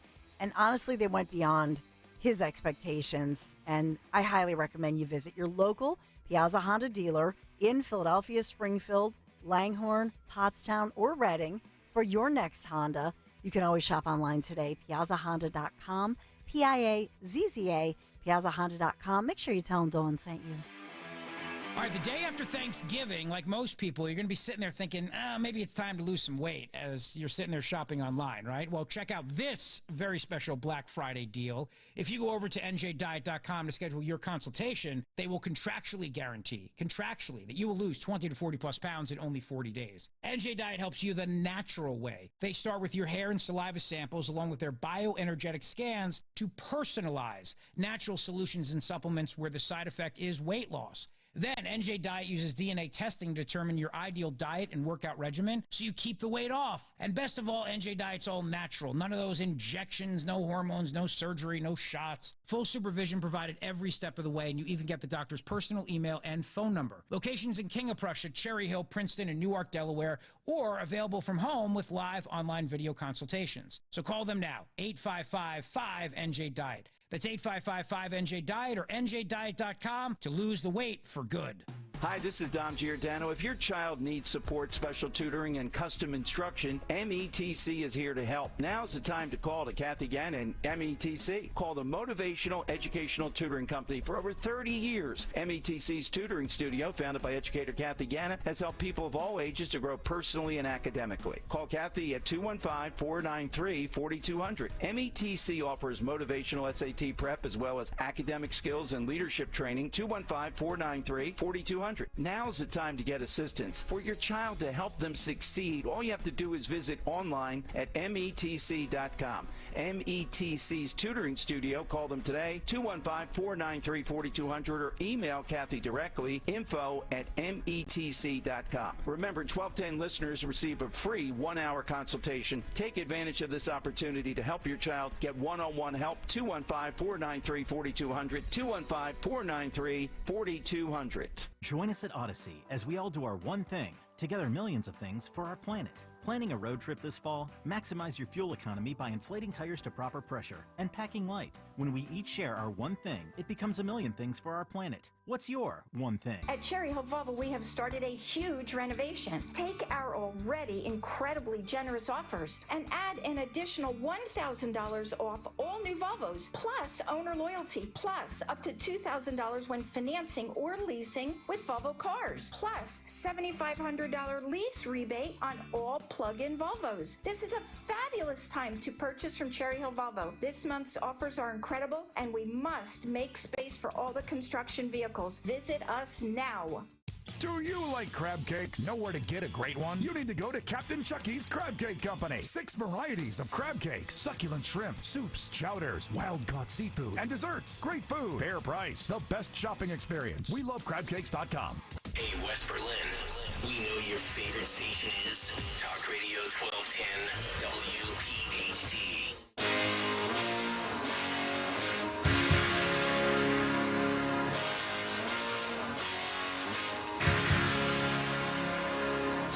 Can't believe I can't believe it's time to get out of here. It's Michael Pelkin for Nick Kayal, Kayal and Company.